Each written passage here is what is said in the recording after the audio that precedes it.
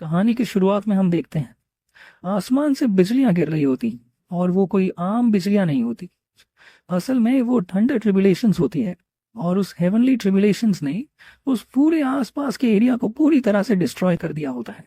लेकिन तभी हमारी नजर एक पर्सन पर जाती है जो कि जमीन पर अधमरी हालत में पड़ा हुआ होता है। और यही हमारी कहानी का मेन कैरेक्टर भी होने वाला है। और फिर हम हमारे एमसी को देखते हैं जो कि हमें अधमरी हालत में हमें बताता है कि मेरा नाम लू चैंग है और मैं काफी अनलकी पर्सन हूँ। फिर लू चैंग अपनी पुरानी मेमोरीज को याद करने लगता है। लू चैंग अपनी पुरानी मेमोरीज को याद करते हुए हमें बताता है कि पिछली लाइफ में वो हमारी तरह ही एक मोटल था, मगर उसका कार एक्सीडेंट होने के कारण वो कल्टीवेशन वर्ल्ड में रीइंकारनेट हो गया।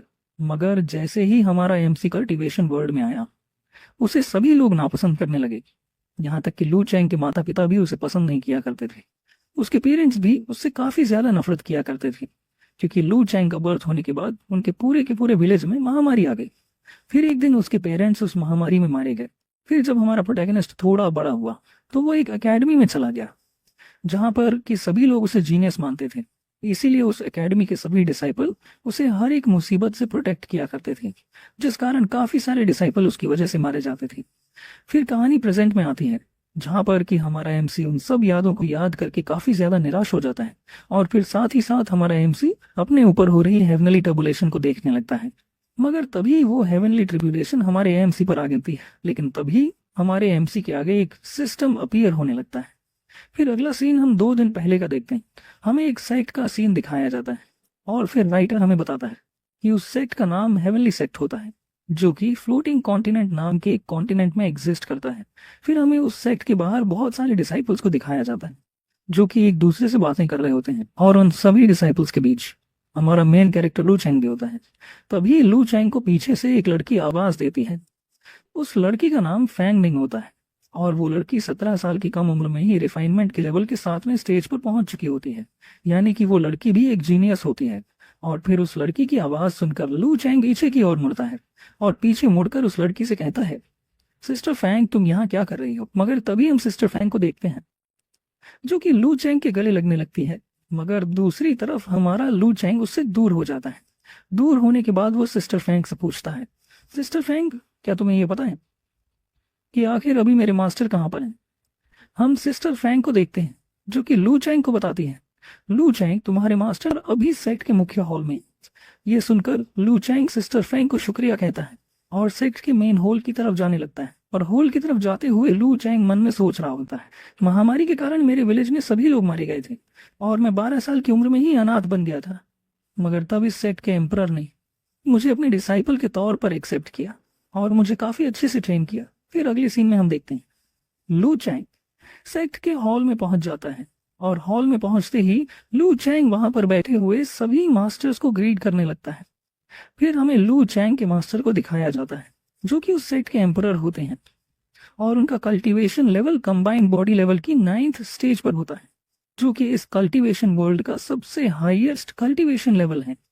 इस कल्टीवेशन लेवल के बाद सीधा इमोर्टल स्टेज आती है, जिससे कि वो कल्टीवेटर इमोर्टल वर्ल्ड में ट्रांसमिग्रेट हो जाता है। फिर हम देखते हैं लू चैंग के मास्टर लू चैंग से कहते हैं, लू चैंग तुम अपनी ट्रेनिंग में काफी अच्छा कर रहे हो। अपने मास्टर की इस बात को सुनकर लू चैंग हाथ जोड़ते हुए अपने मास्टर से कहता है, मास्टर ये सब आप ही की वजह से हो पाया है। अगर आप खुद मुझे ट्रेन ना करते तो मैं कभी भी इतनी जल्दी क्यूआई रिफाइनमेंट के 7th लेवल पर नहीं पहुंच पाता। लू चैंग की इस बात को सुनकर हम वहां पर बैठे हुए कुछ एल्डर्स को देखते हैं जो कि एक दूसरे से कहने लगते हैं, ये लड़का सच में एक जीनियस है। तभी हम वहां पर बैठे ग्रैंड एल्डर को देखते हैं जिसका कि नाम मुरोंग कुई होता है और वो एल्डर कंबाइंड बॉडी के 3rd लेवल पर होता है। और फिर वो एल्डर लू चैंग की इस बात को सुनकर लू चैंग से कहता है, हालांकि बच्चे तुम भी एक जीनियस हो, मगर फिर भी किंग यू का टैलेंट तुमसे कहीं ज्यादा है। उस एल्डर की इस बात को सुनकर हम लू चैंग को देखते हैं जो कि किंग यू की तरफ देखते हुए सोचने लगता है कि सच में ये किंग यू मुझसे कई ज्यादा पावरफुल है। फिर हम किंग यू को देखते हैं जो कि काफी ज्यादा खूबसूरत होती है और हम देखते हैं वो 19 साल की होती है। यानी कि किंग यू हमारे एमसी से 1 साल बड़ी होती है और साथ ही साथ किंग यू क्यूआई रिफाइनमेंट के 9वें लेवल पर होती है। तभी हम हेवनली सेक्ट के पेट्रियार्च को देखते हैं जो कि लू चैंग से कहता है, लू चैंग तुम्हारी फिजिक काफी ज्यादा यूनिक है और तुम एक स्पेशल टैलेंट हो, मगर कभी भी मेरे सर को नीचे मत झुकने देना। अपने मास्टर की इस बात को सुनकर आगे से लू चैंग भी अपने मास्टर से ठीक है कहता है, और साथ ही साथ वो अपने मन में सोचने लगता है, आखिर मेरे पास ऐसा कौन सा स्पेशल टैलेंट है जो कि मुझे नहीं दिखता मगर मेरे मास्टर को दिखता है।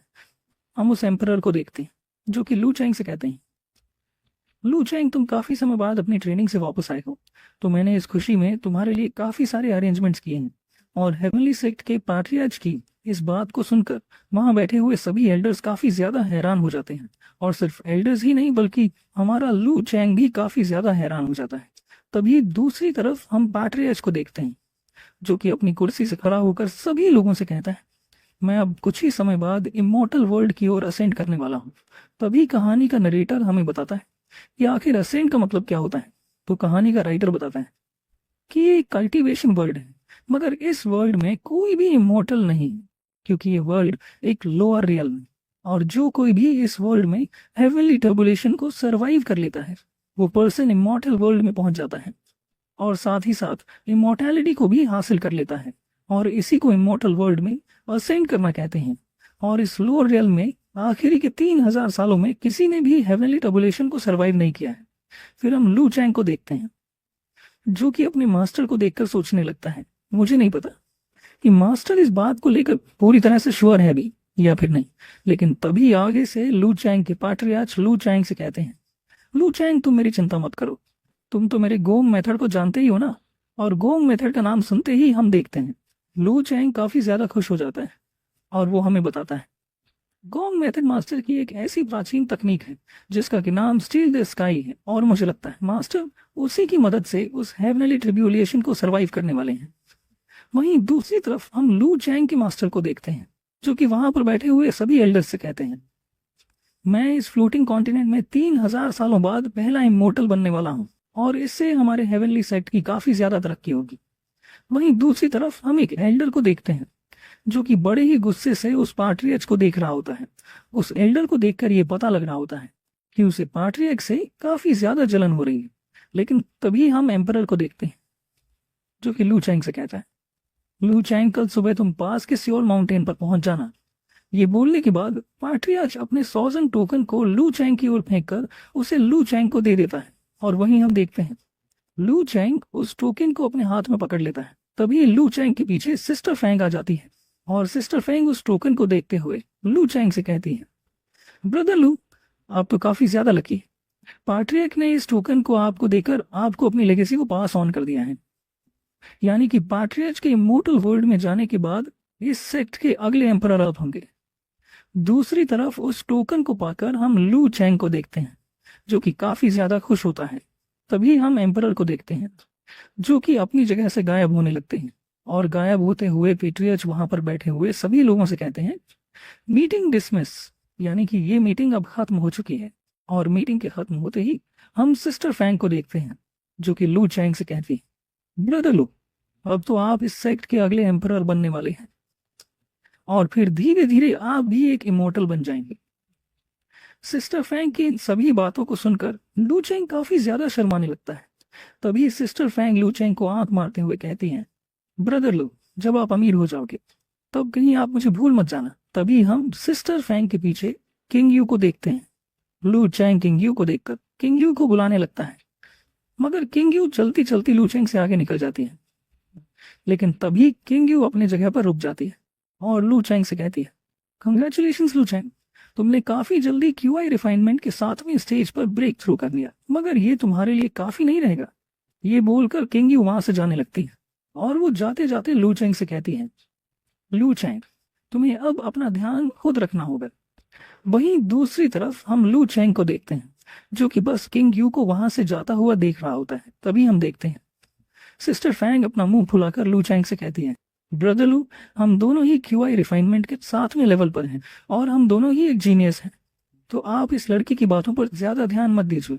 लेकिन दूसरी तरफ लू चैंग मन में सोच रहा होता है, वैसे किंग यू ने जो कुछ भी कहा है वो सही ही कहा है, अभी मुझे काफी ज्यादा ट्रेनिंग की जरूरत है। अगले सीन में हम देखते हैं लू चैंग और सिस्टर फैंग उस हॉल से बाहर जाने लगते हैं।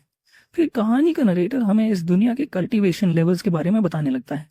वो बताता है कि कल्टीवेशन कोई आसान चीज नहीं है, और इस लोअर रेल्म में कल्टीवेशन को पूरे 6 भागों में बांटा गया है और उन सभी भागों में 9 लेवल्स होते हैं और एक लेवल से दूसरे लेवल में ब्रेक थ्रू करने के लिए काफी ज्यादा समय लगता है और कई कल्टीवेटर तो इस समय के दौरान मारे भी जाते हैं। और इस वर्ल्ड में कल्टीवेशन के बिना कोई भी ज्यादा समय तक जिंदा नहीं रह सकता क्योंकि इस रेल्म के कल्टीवेटर्स आम इंसानों को किसी कीड़े की तरह ट्रीट करते हैं। फिर अगला सीन हम अगले दिन सुबह का देखते हैं। हम देखते हैं सियोल माउंटेन में पैट्रियट और लू चैंग दोनों ही आ गए होते हैं। तभी पैट्रिया लू चैंग से कहता है, मैं यहाँ पर हेवनली टर्बुलेशन को सरवाइव करने वाला हूँ, तुम बस साइड में खड़े होकर मुझे आसपास के डैमनिक एनिमल से गार्ड करना। अपने मास्टर की इस बात को सुनकर हम लू चैंग को देखते हैं जो कि मन ही मन सोच रहा होता है, मास्टर तो सच में काफी ज्यादा फास्ट है। तभी हम पैट्रियट को देखते हैं जो कि पीछे की ओर मुड़ता है और लू चैंग से कहता है, डिसाइपल, ये तुम्हारे और मेरे बीच का एक सीक्रेट रहेगा। अपने मास्टर की इस बात को सुनकर आगे से लू चैंग भी अपना सर हाँ में हिला देता है। फिर हम वापस से पैट्रियट को देखते हैं जो कि कुछ कर्सेस को बोलने लगता है और अगले ही पल हम देखते हैं पैट्रियट की बॉडी से रेड कलर की ठंडर निकलने लगती है और अभी भी वो एम्परर लगातार ही कर्सेस को बोलता जा रहा होता है जिससे कि अब उस पैट्रियट की बॉडी से काफी सारी ठंडर्स निकल लगती है। वहीं दूसरी तरफ लू चैंग भी ये सब देख रहा होता है और वो ये सब देखकर काफी ज्यादा हैरान हो जाता है और बड़ी हैरानी से सोचने लगता है, क्या यही वो टेक्निक है जिससे कि मास्टर हेवनली ट्रिब्यूलेशन को सरवाइव करने वाले हैं। लेकिन तभी वो पैट्रियट आसमान की ओर देखने लगता है और हम देखते हैं आसमान में चारों तरफ बादल आ जाते हैं और अगले ही पल पैट्रियट आसमान में उड़ने लगता है और अपनी टेक्निक को परफॉर्म करने लगता है। वापस से पैट्रियट कुछ मंत्रों को चैट करने लगता है जिससे कि उस एरिया का मौसम और भी ज्यादा खराब होने लगता है और अगले ही पल हम देखते हैं आसमान से ठंडर ट्रिब्यूलेशन गिरने लगती है। मगर हम देखते हैं कि वो ठंडर ट्रिब्यूलेशन पैट्रियट पर गिरने की जगह लू चैंग पर गिर रही होती है। इस बात से लू चैंग काफी ज्यादा हैरान हो जाता है और वो बड़ी ही मुश्किल से अपनी जान को बचाकर उन ठंडर से भाग रहा होता है और भागते हुए लू चैंग अपने मास्टर से कहता है, मास्टर, आखिर ये हेवनली ट्रिब्यूलेशन मुझ पर क्यों गिर रही है। लेकिन तभी हम उस पैट्रियट को देखते हैं जो कि लू चैंग की ओर देखकर एक ईवल हंसी हंसता है और दूसरी तरफ वो बेचारा लू चैंग मास्टर मास्टर चिल्ला रहा होता है। लेकिन तभी हम पैट्रियट को देखते हैं जो कि अपनी फिंगर्स की मदद से लू चैंग के पर एक काफी पावरफुल अटैक कर देता है और हम देखते हैं पैट्रियट के उस अटैक से लू चैंग के दोनों हाथ और दोनों पैर बन जाते हैं और बेचारा लू चैंग वहीं जमीन पर गिर जाता है और अब सभी ट्रिब्यूलेशन उस बेचारे पर गिरने लगती है। लू चैंग दर्द के मारे काफी जोर जोर से चिल्लाने लगता है और अगले ही पल हम देखते हैं हेवनली ट्रिब्यूलेशन से उस जमीन पर भी खड्डा हो जाता है जहां पर कि हमारा बेचारा लू चैंग गिरा हुआ होता है। तो दूसरी तरफ हम पैट्रियट को देखते हैं जो कि सच में एक डेविल लग रहा होता है और वो पैट्रियट बड़े ही डेविलिश तरीके से लू चैंग से कहता है, तुम सोच रहे होंगे कि आखिर मैंने तुम्हें बचाया क्यों नहीं और आखिर ये हेवनली ट्रिब्यूलेशन तुम पर क्यों गिर रही है जबकि इन्हें मेरे ऊपर गिरना चाहिए। तुम काफी कंफ्यूज लग रहे हो मगर कोई बात नहीं, मैं अब तुम्हें सब कुछ बताता हूँ। यहाँ पर ये हेवनली ट्रिब्यूलेशंस मैंने नहीं बल्कि तुमने बुलाई है। अपने मास्टर की इस बात को सुनकर हम देखते हैं लू चैंग काफी ज्यादा घबरा जाता है, यहाँ तक कि लू चैंग के चेहरे से पसीना भी आने लगता है और लू चैंग बड़े ही गुस्से में चिल्लाकर अपने मास्टर से कहता है, कमीने कहीं के, आखिर भला तुमने मेरे साथ ऐसा क्यों किया। ये बोलने के बाद लू चैंग अपने घुटनों के बल बैठकर रोने लगता है। तभी हम उस पैट्रियट को देखते हैं जो कि लू चैंग से कहता है, लू चैंग, क्या तुम्हें पता है कि तुम्हारे पास डिजास्टर्स को अट्रैक्ट करने वाली फिजिक है और ये फिजिक सच में काफी ज्यादा रियर है। और जैसे ही मुझे ये पता लगा कि तुम्हारे पास इस तरह की फिजिक है, मैं तुम्हें उसी दिन से पूरी मेहनत से ट्रेन करने लग गया क्योंकि मैं जानता था कि आखिर में तुम मेरे बड़े काम आने वाले हो। पैट्रियट की इस बात को सुनकर हम लू चैंग को देखते हैं जो कि पैट्रियट से कहता है, आखिर अब तुम्हारा इस बात से क्या मतलब है। आगे से वो पैट्रियट हंसते हुए लू चैंग से कहता है, जो तुम्हारे विलेज में महामारी आई थी उसे लाने वाला कोई और नहीं बल्कि मैं था और मैंने ही तुम्हारे पेरेंट्स को भी खत्म किया था ताकि तुम अनाथ हो जाओ और तुम्हारे पास मेरा डिसाइपल बनने के अलावा और कोई भी रास्ता ना हो। पैट्रियट की इस बात को सुनकर हम लू चैंग को देखते हैं जो कि काफी ज्यादा रोने लगता है और अपने पेरेंट्स को याद करने लगता है। सच में ये सीन काफी ज्यादा इमोशनल होता है। फिर हम वापस से उस पैट्रियट को देखते हैं जो कि लू चैंग से कहता है, हालांकि तुम्हारी ये बॉडी शुरुआत में इतनी अच्छी नहीं थी, इसीलिए मैंने तुम्हारे साथ के सभी डिसाइपल्स को मरवा कर उनके ब्लड से तुम्हारी बॉडी को रिफाइन किया और तुम्हारी बॉडी को इस काबिल बनाया कि तुम हेवनली ट्रिब्यूलेशन जैसे डिजास्टर को समन कर पाओ। इस बात को सुनकर हमारा बेचारा लू चैंग और भी ज्यादा टूट जाता है और फिर लू चैंग मन ही मन सोचते हुए कहता है, मेरी वजह से वो बेचारे निर्दोष डिसाइपल्स भी मारे गए। वहीं दूसरी तरफ वो पार्टियक एक ईवल हंसी हंसते हुए लू चैंग से कहता है, बच्चे तुम उदास क्यों हो रहे हो, वैसे भी अब तुम भी उन्हीं डिसाइपल्स के पास जाने वाले हो। फिर पेट्रियच ऊपर की ओर देखकर लू चैंग से कहता है, लू चैंग तुम्हारा बहुत बहुत शुक्रिया, मैं तुम्हारी वजह से अब इमॉर्टल वर्ल्ड में जाने वाला हूँ। दूसरी तरफ हम लू चैंग को देखते हैं जो कि अपनी सोर्ड को बाहर निकाल लेता है और अपनी सोर्ड को अपने पेट्रियच को दिखाते हुए कहता है, घटिया कमीने कहीं के, मैं तुझे खत्म कर दूंगा। मगर दूसरी तरफ वो पाट्रियच हंसते हुए लू चैंग से कहता है, लू चैंग क्या तुम ये जानते हो कि तुम अभी तक इन हेवनली ट्रिब्यूलेशन को कैसे सरवाइव कर पा रहे हो? वो इसलिए क्योंकि अभी तक मैं तुम्हें प्रोटेक्ट कर रहा हूँ। ये बोलने के बाद वो पाट्रियच लू चैंग से अपने टोकन को वापस ले लेते हैं और जैसे ही वो पाट्रियच लू चैंग से अपना टोकन वापस लेता है, हम देखते हैं आसमान से रेड कलर की ठंडर निकलने लगती है और वो ठंडर असल में एक एनलाइटमेंट होती है जो कि सीधा आकर उस पैट्रियच पर गिरने लगती है और हम देखते हैं पेट्रियक जोर जोर से हंसने लगता है। दूसरी तरफ वो बेचारा लू चैंग अपनी तलवार को खुद की तरफ करके खुद को मारने लगता है, लेकिन तभी वो पेट्रियच लू चैंग से कहता है, कमीने अगर तुझे मरना ही है तो मेरे काम आकर मार। ये बोलने के बाद वो पैट्रियक लू चैंग के हाथ के ऊपर एक अटैक कर देते हैं और हम देखते हैं पैट्रियच के उस अटैक से लू चैंग की सोर्ड टूट जाती है और सिर्फ सोर्ड ही नहीं टूटती बल्कि लू चैंग का हाथ भी फ्रीज हो जाता है और ये देखकर तो लू चैंग और भी ज्यादा घबरा जाता है। मगर अगले ही पल वो सभी हेवनली ट्रिब्यूलेशन उस बेचारे लू चैंग पर गिरने लगती है। हम देखते हैं लू चैंग उस हेवनली ट्रिब्यूलेशंस के बीच दर्द से चिल्ला रहा होता है। वहीं दूसरी तरफ वो पैट्रियच इमॉर्टल वर्ल्ड की ओर निकलने लगता है और साथ ही साथ वो पैट्रियच लू चैंग पर जोर जोर से हंस रहा होता है और उस पैट्रियच को इमॉर्टल वर्ल्ड में जाते हुए हेवनली सेक्ट के सभी एल्डर्स भी देख रहे होते हैं। तभी वहां पर खड़ा हुआ एक एल्डर कहता है, पैट्रियक तो सच में इमॉर्टल वर्ल्ड की तरफ असेंड हो रही है। तभी हम वहां पर खड़ी हुई एक लेडी एल्डर को देखते हैं जो कि वहां पर खड़े हुए सभी एल्डर्स से कहती हैं, मुझे नहीं लगा था कि इस लोअर रियल्म से भी कोई इमॉर्टल वर्ल्ड में जा सकता है। फिर अगले सीन में हम देखते हैं वो पेट्रियार्च इमॉर्टल वर्ल्ड में चला जाता है और उस सोल माउंटेन में अब कोई भी नहीं होता सिवाय लू चैंग के। फिर कहानी प्रेजेंट में आती है और हम लू चैंग को देखते हैं जो कि खुद से कहता है, तो ये मेरी कहानी का सच था, मैंने अपने पेरेंट्स को खो दिया और साथ ही साथ अपने सभी दोस्तों को भी।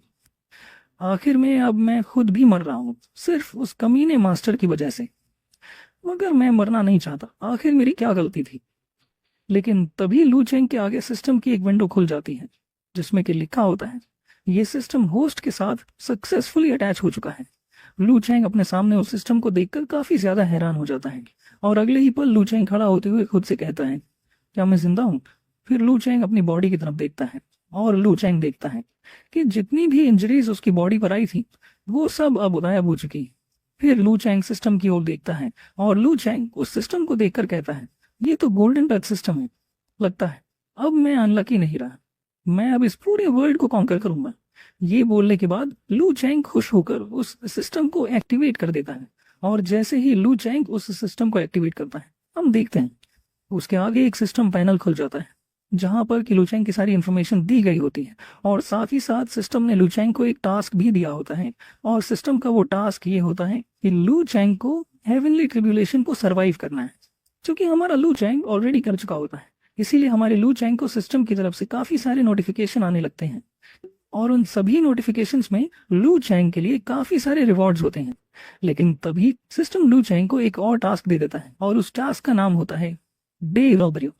उस टास्क को देखकर लू चैंग को कुछ भी समझ नहीं आता, लेकिन तभी लू चैंग कुछ नोटिस करता है और वो पीछे की ओर देखता है और लू चैंग देखता है कि उसके पीछे बहुत सारे डिमोनिक वुल्व्स आ गए होते हैं।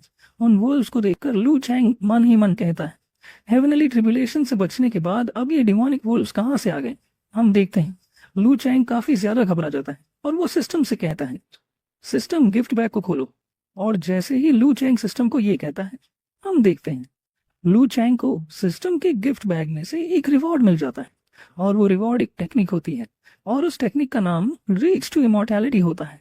वहीं दूसरी तरफ हम उन डिमोनिक वुल्व्स को देखते हैं जो कि लू चैंग पर अटैक करने के लिए लू चैंग की ओर कूदते हैं। दूसरी तरफ हम देखते हैं सिस्टम की वो दी हुई टेक्निक लू चैंग के माइंड में घुसने लगती है और हम देखते हैं अपने आप ही लू चैंग उस टेक्निक को सीख जाता है और उस टेक्निक को सीखने के बाद अगले ही पल लू चैंग की बॉडी से काफी सारा ऑरा निकलने लगता है और अगले सीन में हम देखते हैं वो ऑरा लू चैंग अपनी सोड में जनरेट करने लगता है और फिर अपनी सोड की सिर्फ एक ही स्ट्राइक से वहां खड़े एक डेमोनिक वुल्फ को खत्म कर देता है। हम देखते हैं अब लू चैंग काफी ज्यादा डेविलिश लग रहा होता है। लू चैंग की इतनी पावर्स को देखकर बाकी के डिमोनिक वुल्व्स काफी ज्यादा डर जाते हैं और वो पीछे हटने लगते हैं। मगर आगे से लू चैंग उन सभी डिमोनिक वुल्व से कहता है आखिर अब तुम सभी क्रीचर्स को क्या हो गया है, तुम सभी मुझसे यूं डर क्यों रहे हो। ये बोलने के बाद लू चैंग बड़ी ही तेजी से भागते हुए उन सभी डिमोनिक वुल्व्स को गाजर मूली की तरह काटने लगता है। हम देखते हैं कहीं किसी डेमोनिक वुल्फ का सर कटकर गिरता है तो कहीं किसी के पैर। हम देखते हैं लू चैंग उन सभी डिमोनिक वुल्व्स को मारकर चारों तरफ ब्लड ही ब्लड कर देता है। फिर हम कुछ देर बाद का सीन देखते हैं जहां पर कि हम देखते हैं लू चैंग ने सभी डिमोनिक वुल्व्स को मार दिया होता है और अब लू चैंग अपनी सिस्टम की विंडो खोलकर खड़ा हुआ होता है। मगर तभी वो सिस्टम लू चैंग को एक और मिशन दे देता है और उस मिशन का नाम होता है हेवनली ट्रिब्यूलेशन। यानी कि हमारे एमसी को एक बार फिर से हेवनली ट्रिब्यूलेशन को सरवाइव करना होगा। और जैसे ही लू चैंग ये पढ़ता है वो काफी ज्यादा डर जाता है और लू चैंग सोचने लगता है अब मेरे पास ज्यादा समय नहीं बचा है, मुझे जल्दी से कुछ करना होगा। लू चैंग के इतना बोलते ही हम देखते हैं सिस्टम में हेवनली ट्रिब्यूलेशन एक्टिवेट हो जाती है और जैसे ही हेवनली ट्रिब्यूलेशन एक्टिवेट होती है हम देखते हैं पूरा मौसम खराब होने लगता है और मौसम को खराब होता हुआ देखकर लू चैंग बड़ा ही अजीब सा फेस बनाकर कहता है नहीं, फिर से नहीं। लू चैंग के इतना बोलते ही हम देखते हैं आसमान से वापस हेवनली ट्रिब्यूलेशन नीचे गिरने लगती है। लेकिन लू चैंग सही समय पर एक केव के अंदर घुस आता है और केव में घुसने के बाद हमारा लू चैंग सोचने लगता है वैसे ये वाली ट्रिब्यूलेशन इतनी ज्यादा पावरफुल नहीं थी। ये बोलने के बाद लू चैंग सिस्टम को वापस से बुलाने लगता है जिससे कि सिस्टम का पैनल वापस से खुल जाता है और हम देखते हैं सिस्टम में अभी भी हेवनली ट्रिब्यूलेशन का मिशन आ रहा होता है मगर अब वो मिशन अगले दिन का होता है। ये देखकर लू चैंग सोचने लगता है इस सिस्टम को देखकर ऐसा लग रहा है जैसे कि मुझे हर एक दिन एक हेवनली ट्रिब्यूलेशन का सामना करना होगा। मगर जैसे ही मैंने आज का हेवनली ट्रिब्यूलेशन वाला मिशन कंप्लीट किया मुझे पूरे 5 पॉइंट मिले। यानी कि इस सिस्टम से हर दिन मुझे मिशन कंप्लीट करने पर 5 पॉइंट तो कंफर्म मिलेंगे। ये बोलने के बाद लू चैंग अपने 5 पॉइंट्स को अपनी स्ट्रेंथ पर लगा देता है और उसकी स्ट्रेंथ 87 पॉइंट से बढ़कर अब 89 हो जाती है। फिर अपनी स्ट्रेंथ को चेक करने के लिए लू चैंग उस गुफा की दीवार पर एक जोरदार पंच कर देता है और लू चैंग के उस पंच से उस गुफा की दीवार में से एक और बाहर निकल आता है जिसे कि लू चैंग अपने हाथ में पकड़ लेता है और कहता है मेरी फिजिकल एबिलिटी तो पहले से काफी ज्यादा बढ़ चुकी है। सच में एक लेजेंडरी सिस्टम को अपने पास रखना काफी ज्यादा फायदेमंद। चलो तो अब वापस जाने का समय आ गया है। लेकिन तभी लू चैंग हमें बताता है मेरे कमीने मास्टर की वजह से हमारा सेक्ट टॉप 8 सेक्ट के अंदर आता था क्योंकि उस कमीने के पास काफी सारे रिसोर्सेस, टेक्निक्स और पिल्स थी। मगर अब वो कमीना यहाँ से इमोर्टल वर्ल्ड में जा चुका है तो अब मैं किसी भी एम्परर का डिसाइपल नहीं। तो अब उस हेवनली सेक्ट के सभी एल्डर्स मेरी जान के पीछे पड़ जाएंगे क्योंकि वो सभी ये नहीं चाहते कि मैं उनके उस सेक्ट का सक्सेसर बनूं। वो सभी कमीने एल्डर्स चाहते हैं कि हमारे सेक्ट की नई सक्सेसर किंग यू बने। मगर अफसोस अब मैं ऐसा नहीं होने दूंगा। ये सब बोलने के बाद लू चैंग एक ईविल हंसी हंसने लगता है और फिर वो मन ही मन सोचता है लेकिन इस सिस्टम की मदद से मैं इस पूरे वर्ल्ड को कॉन्कर कर सकता हूँ। ये बोलने के बाद वो अपने हाथ में पकड़े हुए ऑर्ब को तोड़ देता है और फिर चिल्लाकर कहता है मैं अब कभी भी हार नहीं मानूंगा। ये बोलते हुए लू चैंग सच में काफी ज्यादा डेविलिश लग रहा होता है। लेकिन तभी लू चैंग को वहां पर किसी की प्रेजेंस महसूस होती है और लू चैंग पीछे की ओर मुड़ता है और साथ ही साथ वो पीछे की ओर एक अटैक कर देता है और हमें पता चलता है कि वहां पर कोई और नहीं बल्कि सिस्टर फैंग होती है। सिस्टर फैंग लू चैंग के अटैक से काफी ज्यादा घबरा जाती है। हालांकि लू चैंग का वो अटैक सिस्टर फैंग के पास वाले पत्थर पर जाकर लगा होता है। दूसरी तरफ हम लू चैंग को देखते हैं जो कि सिस्टर फैंग को नोटिस करके सिस्टर फैंग का नाम चिल्लाने लगता है। हम देखते हैं सिस्टर फैंग भी ब्रदर लू कहकर केव के अंदर आने लगती है और फिर सिस्टर फेंग को केव के अंदर आता हुआ देखकर लू चैंग कहता है, आखिर तुम यहाँ पर क्या कर रही हो? आगे से सिस्टर फेंग लू चैंग से कहती है, ब्रदर लू, मुझे आपकी काफी ज्यादा चिंता हो रही थी। ये बोलने के बाद सिस्टर फेंग बड़ा ही प्यारा सा मुंह बनाकर लू चैंग से कहती है, ब्रदर लू, कल पार्टलियाच यहाँ से गायब हो गए थे और मुझे लगा कि आप भी हेवनली ट्रिब्यूलेशन के कांटेक्ट में आ चुके हैं, तो मैं काफी ज्यादा डर गई। सिस्टर फैंग की इस बात को सुनकर लू चैंग मन में सोचता है, सिस्टर फैंग, तुमने बिल्कुल सही सोचा था। वो कमीना खुद तो इमॉर्टल वर्ल्ड की ओर निकल गया था और मुझे यहाँ हेवनली ट्रिब्यूलेशन के बीच मरने के लिए छोड़ गया था। मगर हम देखते हैं लू चैंग सिस्टर फैंग को कुछ भी नहीं बताता। बस ये सब चीजें लू चैंग मन में ही सोच रहा होता है, जिससे कि लू चैंग को काफी ज्यादा गुस्सा आने लगता है। और लू चैंग को यूं गुस्से में आता हुआ देखकर मिस फैंग शर्माते हुए लू चैंग से पूछती है, आखिर अब आपको क्या हो गया है? आप इतने गुस्से में क्यों हैं? वहीं दूसरी तरफ हम लू चैंग को देखते हैं, जो कि मन में सोच रहा होता है, सिस्टर फैंग, मुझे माफ करना, मैं तुम्हें नहीं बता सकता कि आखिर मुझे गुस्सा क्यों आ रहा है। फिर लू चैंग स्माइल करते हुए सिस्टर फैंग से कहता है, सिस्टर फैंग, ऐसा कुछ भी नहीं है जैसा कि तुम सोच रही हो। वो क्या है ना, मेरे मास्टर यहाँ से जा चुके हैं। तो मैं थोड़ा सा इमोशनल हो गया। लू चैंग की इस बात को सुनकर सिस्टर फैंग लू चैंग को पीछे से हक कर लेती है और लू चैंग से कहती है, ब्रदर, आप बिल्कुल भी मत घबराइए, मैं हमेशा आपके साथ रहूंगा और मेरे मास्टर अब से आपका ध्यान रखेंगे। सिस्टर फैंग की इस बात को सुनकर लू चैंग सिस्टर फैंग की ओर देखकर सोचने लगता है, सिस्टर फैंग, तुम्हारे मास्टर मुरोंग कोई उस पार्टरियच के काफी अच्छे दोस्त थे, तो जरूर ही वो कमीना भी उस पार्टरियच के साथ ही मिला हुआ होगा। लेकिन फिर हम देखते हैं लू चैंग एक गहरी सांस छोड़ता है और सिस्टर फैंग से दूर हट जाता है। दूसरी तरफ हम सिस्टर फैंग को देखते हैं, जो कि लू चैंग से बड़े ही प्यार से कहती है, ब्रदर, चलो तो फिर वापस से हेवनली सेक्ट में चलती। फिर अगला सीन हम 9 दिन बाद का देखते हैं, जहां पर कि वो सभी सेक्ट के लोग इकट्ठा हो रखे होते हैं। फिर हम सिस्टर फैंग के मास्टर म्यूरोंग कुई को देखते हैं, जो कि लू चैंग से पूछते हैं, लू चैंग, तो क्या तुमने सच में पेट्रियच को जाते हुए देखा? आगे से लू चैंग भी एल्डर मोरोंग कुई से हाँ एल्डर कहता है। फिर हम युवान जांघाई को देखते हैं और वो भी इस सेक्ट का एक एल्डर होता है और वो कंबाइंड बॉडी रियल्म के 3rd लेवल पर होता है। फिर एल्डर युआन लू चैंग से कहते हैं, लू चैंग, क्या पैट्रियच ने सच में उस हेवनली ट्रिब्यूलेशन को समन कर लिया था? तभी हम हेवनली सेक्ट की तीसरी एल्डर को देखते हैं, जिसका कि नाम शियाओ फेंकिंग होता है और वो कंबाइंड बॉडी रियल्म के पहले लेवल पर होती है। शियाओ फेंकिंग लू चैंग से कहती है, लेकिन ये कैसे पॉसिबल है? क्योंकि आखिरी 3000 सालों में किसी भी कल्टीवेटर में हेवनली ट्रिब्यूलेशन को समन नहीं किया है। तभी हम मूरोंग खुई को देखते हैं, जो कि अपने साथ के एल्डर्स से कहता है, एल्डर्स, हमें नहीं पता कि पैट्रियच यहाँ से इमॉर्टल वर्ल्ड में गए भी हैं या फिर नहीं, मगर सच तो ये है कि अब वो यहाँ से जा चुके हैं और अब इस सेक्ट में कोई भी पैट्रियट नहीं है। दूसरी तरफ हम लू चैंग को देखते हैं, जो कि बस उन तीनों एल्डरों को घूरे जा रहा होता है। हम वापस से युआन जांघाई को देखते हैं, जो कि लू चैंग से मुस्कुराते हुए पूछता है, लू चैंग, ऐसा लग रहा है कि पैट्रियट ने जाते हुए तुम्हें भी कोई सीक्रेट टेक्निक दी थी, जिससे कि तुमने भी उस हेवनली ट्रिब्यूलेशन को सरवाइव कर लिया है, और अगर ऐसा है तो तुम हमारे काफी काम आ सकते हो। वहीं हम बाकी के दोनों एल्डर्स को भी देखते हैं, जो कि बड़ी ही हैरानी से युआन जांघाई को देख रहे होते हैं। लेकिन दूसरी तरफ हम लू चैंग को देखते हैं, जो कि मुस्कुराते हुए मन में सोच रहा होता है, अच्छा, तो ये कमीना युआन जांघाई मेरा इस तरह से फायदा उठाना चाहता है, सच में ये तो काफी ज्यादा बेवकूफ है। और जिस दिन इन तीनों को ये पता चलेगा कि मैंने बॉडी ऑफ निर्वाणा टेक्निक को सीख लिया है, तो ये तीनों ही मुझे किसी कठपुतली की तरह इस्तेमाल करना शुरू कर देंगे।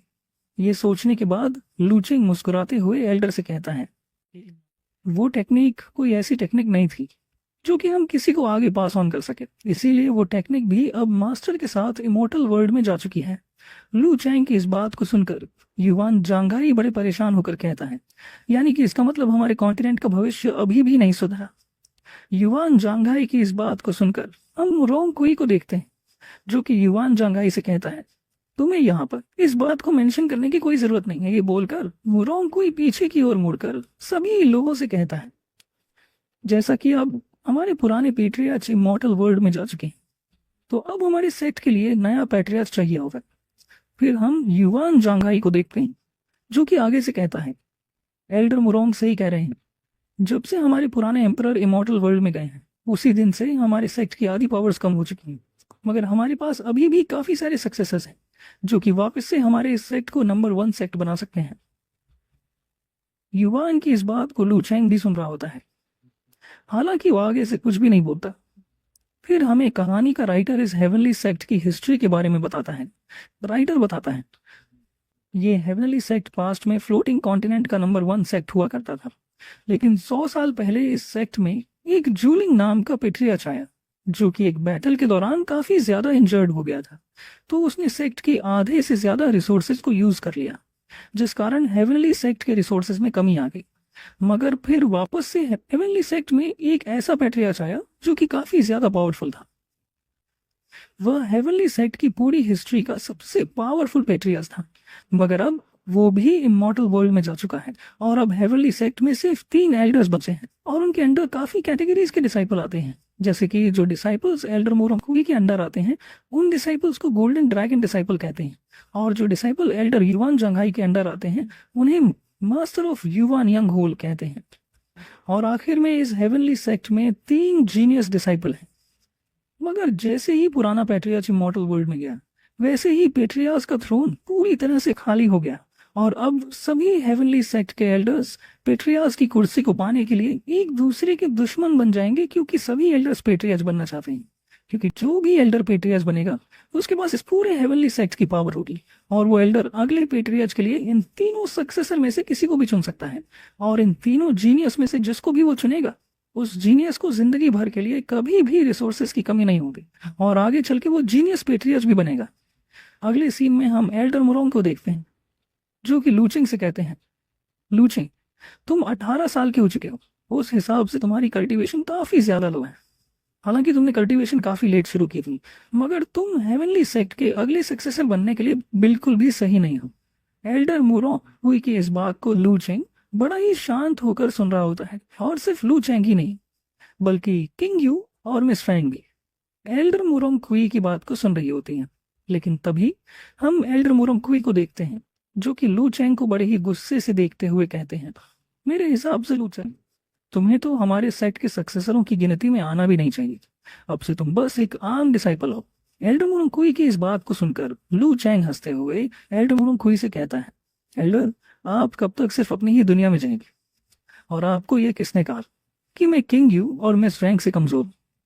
लू चैंग की इस बात को सुनकर एल्डर मोरोंग कुई को कुछ भी समझ नहीं आता, मगर तभी हम लू चैंग को देखते हैं जो कि अब अपना ऑरा रिलीज करने लगता है, और हम देखते हैं उसकी बॉडी से बहुत ज्यादा ही ऑरा निकल रहा होता है। और लू चैंग की इतनी पावर्स को देखकर एल्डर मोरोंग कुई को भी एक काफी बड़ा झटका लगा होता है, और एल्डर मोरोंग कुई बड़े ही हैरान होकर लू चैंग से कहते हैं, आखिर तुम इतनी जल्दी की रिफाइनमेंट स्टेज से फाउंडेशन स्टेज पर कैसे पहुंच गए। एल्डर मोरोंग की इस बात को सुनकर वहां पर खड़े हुए बाकी के डिसाइपल्स काफी ज्यादा हैरान हो जाते हैं, और वो सभी डिसाइपल्स हैरान होकर एक दूसरे से कहने लगते हैं, सीनियर लू चैंग तो सिर्फ 18 साल के हैं, तो आखिर ये इतनी जल्दी फाउंडेशन स्टेज पर कैसे पहुंच गए। वहीं दूसरी तरफ हम किंग यू को भी देखते हैं, जैसे कि अब लू चैंग से काफी ज्यादा जलन होने लगती है, और किंग यू बड़े ही गुस्से में लू चैंग को देखकर सोच रही होती है, ये बास्टर्ड लू चैंग आखिर फाउंडेशन बिल्डिंग स्टेज पर कैसे पहुंच गया। मुझे अच्छे से याद है 3 दिन पहले ये बास्टर्ड की रिफाइनमेंट के 6ठे लेवल पर था।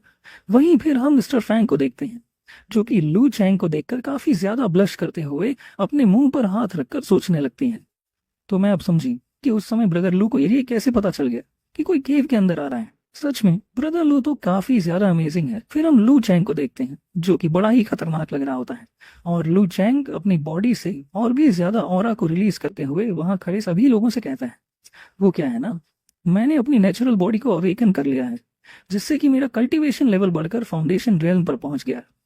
ये बोलने के बाद लू चैंग मन ही मन सोचता है, सच में मेरा ये सिस्टम काफी ज्यादा कमाल का है। लेकिन वहां पर खड़े हुए बाकी के लोग लू चैंग को देखकर बातें कर रहे होते हैं, आखिर कोई इंसान 3 दिन के अंदर की रिफाइनमेंट स्टेज से फाउंडेशन स्टेज पर कैसे पहुंच सकता है। लू चैंग तो सच में एक मार्शल जीनियस है। तभी हम एल्डर युवान जांघाई को देखते हैं जो कि लू चैंग के लिए तालियां बजाने लगते हैं, और तालियां बजाते हुए लू चैंग से कहते हैं, लू चैंग, तुम तो सच में काफी ज्यादा कमाल के हो, आखिरकार तुमने अपने टैलेंट को दिखाई दिया। लू चैंग, तुम्हें देखकर मुझे यकीन हो गया है कि हेवेंस हमारी साइड पर ही है। एल्डर युवान जांघाई की इस बात को सुनकर हम वहां खड़ी उस फीमेल एल्डर को देखते हैं, जो कि बड़े ही गुस्से से एल्डर युवान जांघाई से कहती है, आखिर तुम ये क्या बोल रहे हो? मेरी डिसाइपल किंग यू जल्द ही इससे आगे निकल जाएगी। तभी हम किंग यू को भी देखते हैं, वो भी चिल्लाकर कहती है, हाँ मैं भी बस फाउंडेशन रियलम पर पहुंचने ही वाली हूँ। और यूं सिस्टर किंग यू को चिल्लाता हुआ देखकर मिस फैंग सोचने लगती है, आखिर भला अब इस पागल को क्या हो गया है, ये इतना चिल्ला क्यों रही है। लेकिन तभी हम एल्डर मुरोंग कुई को देखते हैं, जो कि अब थोड़ा घबराते हुए कहता है, अगर ऐसी ही बात है तो अब तुम तीनों को ही कुछ समय के लिए इंतजार करना होगा। लेकिन तभी हम लू चैंग को देखते हैं, जो कि थ्रोन की तरफ जाते हुए कहता है, नहीं इसकी बिल्कुल भी जरूरत नहीं। फिर लू चैंग थ्रोन के पास खड़ा होकर वहां खड़े सभी लोगों से कहता है, मुझे इस थ्रोन के लिए खुद मेरे मास्टर ने चुना है। ये बोलने के बाद लू चैंग पीछे की ओर मुड़ता है और अपने हाथ का टोकन हॉल में खड़े सभी लोगों को दिखाते हुए कहता है, मैं लू चैंग आज से इस सेक्ट का नया एम्परर हूँ। और लू चैंग के हाथ में उस टोकन को देखकर हॉल में खड़े हुए सभी लोग काफी ज्यादा हैरान हो जाते हैं। दूसरी तरफ हम किंग यू को देखते हैं, जो कि बड़े ही गुस्से से कहते हैं, लेकिन ये कैसे पॉसिबल है। वहीं फिर हम मिस फैंग को देखते हैं, जो कि लू चैंग को देखकर काफी खुश लग रही होती है। सिस्टर फैंग की आंखों में ऐसे चमक आ गई होती है जैसे कि वो खुद ही पेट्रियार्च बन गई हो। तभी हम हॉल में खड़े हुए बाकी के डिसाइपलों को भी देखते हैं, जो कि लू चैंग को देखकर आपस में कहने लगते हैं, लू चैंग के पास तो पेट्रियार्च का टोकन है, तो आखिर ये झूठ कैसे बोल सकता है। इसका मतलब आज से हमारे हेवनली सेक्ट का पेट्रियार्च लू चैंग है, और ऊपर से लू चैंग हम सभी डिसाइपलों में से सबसे ज्यादा पावरफुल भी है। तभी हम वहां पर खड़ी एक फीमेल एल्डर को देखते हैं, जो कि बड़े ही गुस्से वाला मुंह बनाकर लू चैंग से कहती है, आखिर लॉर्ड लिंग यांग ने तुम्हें इस टोकन को कैसे दे दिया।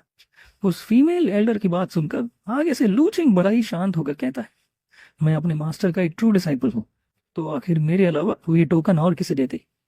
ये बोलने के बाद लू चैंग थोड़ा सीरियस होकर कहता है, अगर मेरे मास्टर ये थ्रोन मुझे नहीं देते तो क्या फिर ये थ्रोन वो तुम्हें देते। लू चैंग की इस बात को सुनकर वो फीमेल डिसाइपल बड़े ही गुस्से से लू चैंग से कहती है, ये फालतू की बकवास करना बंद करो। इस बात को सुनकर आगे से लू चैंग मुस्कुराते हुए कहता है, अच्छा तो ये बात है। ये बोलने के बाद लू चैंग अपने पास खड़े हुए एक डिसाइपल से पूछता है, क्या तुम्हें भी यही लगता है कि मैं पेट्रियार्च बनने के लिए वर्दी नहीं हूं। आगे से हम उस डिसाइपल को देखते हैं, जो कि लू चैंग से कहता है, हाँ लू चैंग तुम बिल्कुल भी वर्दी नहीं हो अगले पेट्रियार्च बनने के लिए। इस बात को सुनकर लू चैंग मुस्कुराते हुए कहता है, ब्रदर डेकन तो तुम्हें लगता है कि ये एल्डर्स मुझसे ज्यादा सूटेबल है, जिन्होंने कि कंबाइंड स्टेज पर पहुंचने के लिए सैकड़ों साल ले लिए, और वहीं दूसरी तरफ मैं जिसने कि 18 साल की कम उम्र में ही फाउंडेशन स्टेज को अचीव कर लिया। लू चैंग की इस बात को सुनकर ब्रदर डेकन के मुंह से तो एक भी शब्द नहीं निकल रहा होता। हम वापस से लू चैंग को देखते हैं, जो वहां खड़े सभी लोगों से कहता है, क्या तुम डिसाइपलों को यह बात पता है कि आज के दौर में सभी सेक्ट अपने सेक्ट के जीनियस को पेट्रियार्च क्यों बनाते हैं, ताकि वो सेक्ट अपनी रियल स्ट्रेंथ को दिखा सके।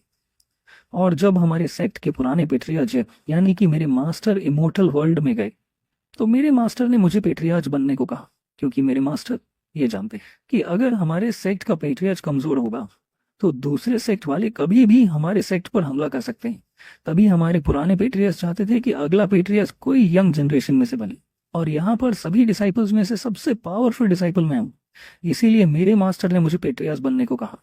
तभी हम किंग यू को देखते हैं, जो कि अपनी स्वॉर्ड को बाहर निकालने लगती है, मगर दूसरी तरफ लू चैंग को जरा भी फर्क नहीं पड़ता। हम देखते हैं लू चैंग आगे कहता है, मैंने मेरे मास्टर की वजह से अपने टैलेंट को भी अवेकन कर लिया है, और जैसा कि मेरे मास्टर्स चाहते हैं कि मैं हेवनली सेक्ट का पेट्रियार्च बनूं, तो मैं उनकी उम्मीदों पर जरूर से खड़ा उतरूंगा। फिर लू चैंग वहां पर खड़े हुए तीनों एल्डर्स से पूछता है, क्या तुम तीनों एल्डर्स के लिए मेरे मास्टर की बात की कोई भी कदर नहीं है। लू चैंग की इस बात को सुनकर हम एल्डर युआन को देखते हैं, जो कि लू चैंग को देखकर सोच रहा होता है, ये लड़का लू चैंग सच में काफी ज्यादा चालाक है। हालांकि इस लड़के ने ये बात तीनों एल्डर्स को कही, लेकिन ये लड़का बात करते वक्त सिर्फ मुझे ही देख रहा था।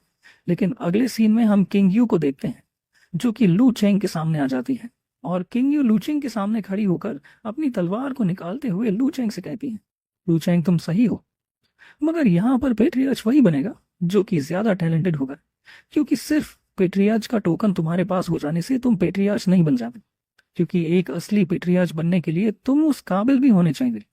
ये बोलने के बाद हम किंग यू को देखते हैं, जो कि अपनी सोर्ड को लू चैंग की ओर पॉइंट करते हुए लू चैंग से कहते हैं, लू चैंग, अगर तुम में हिम्मत है तो मुझसे 1-on-1 बैटल करके दिखाओ।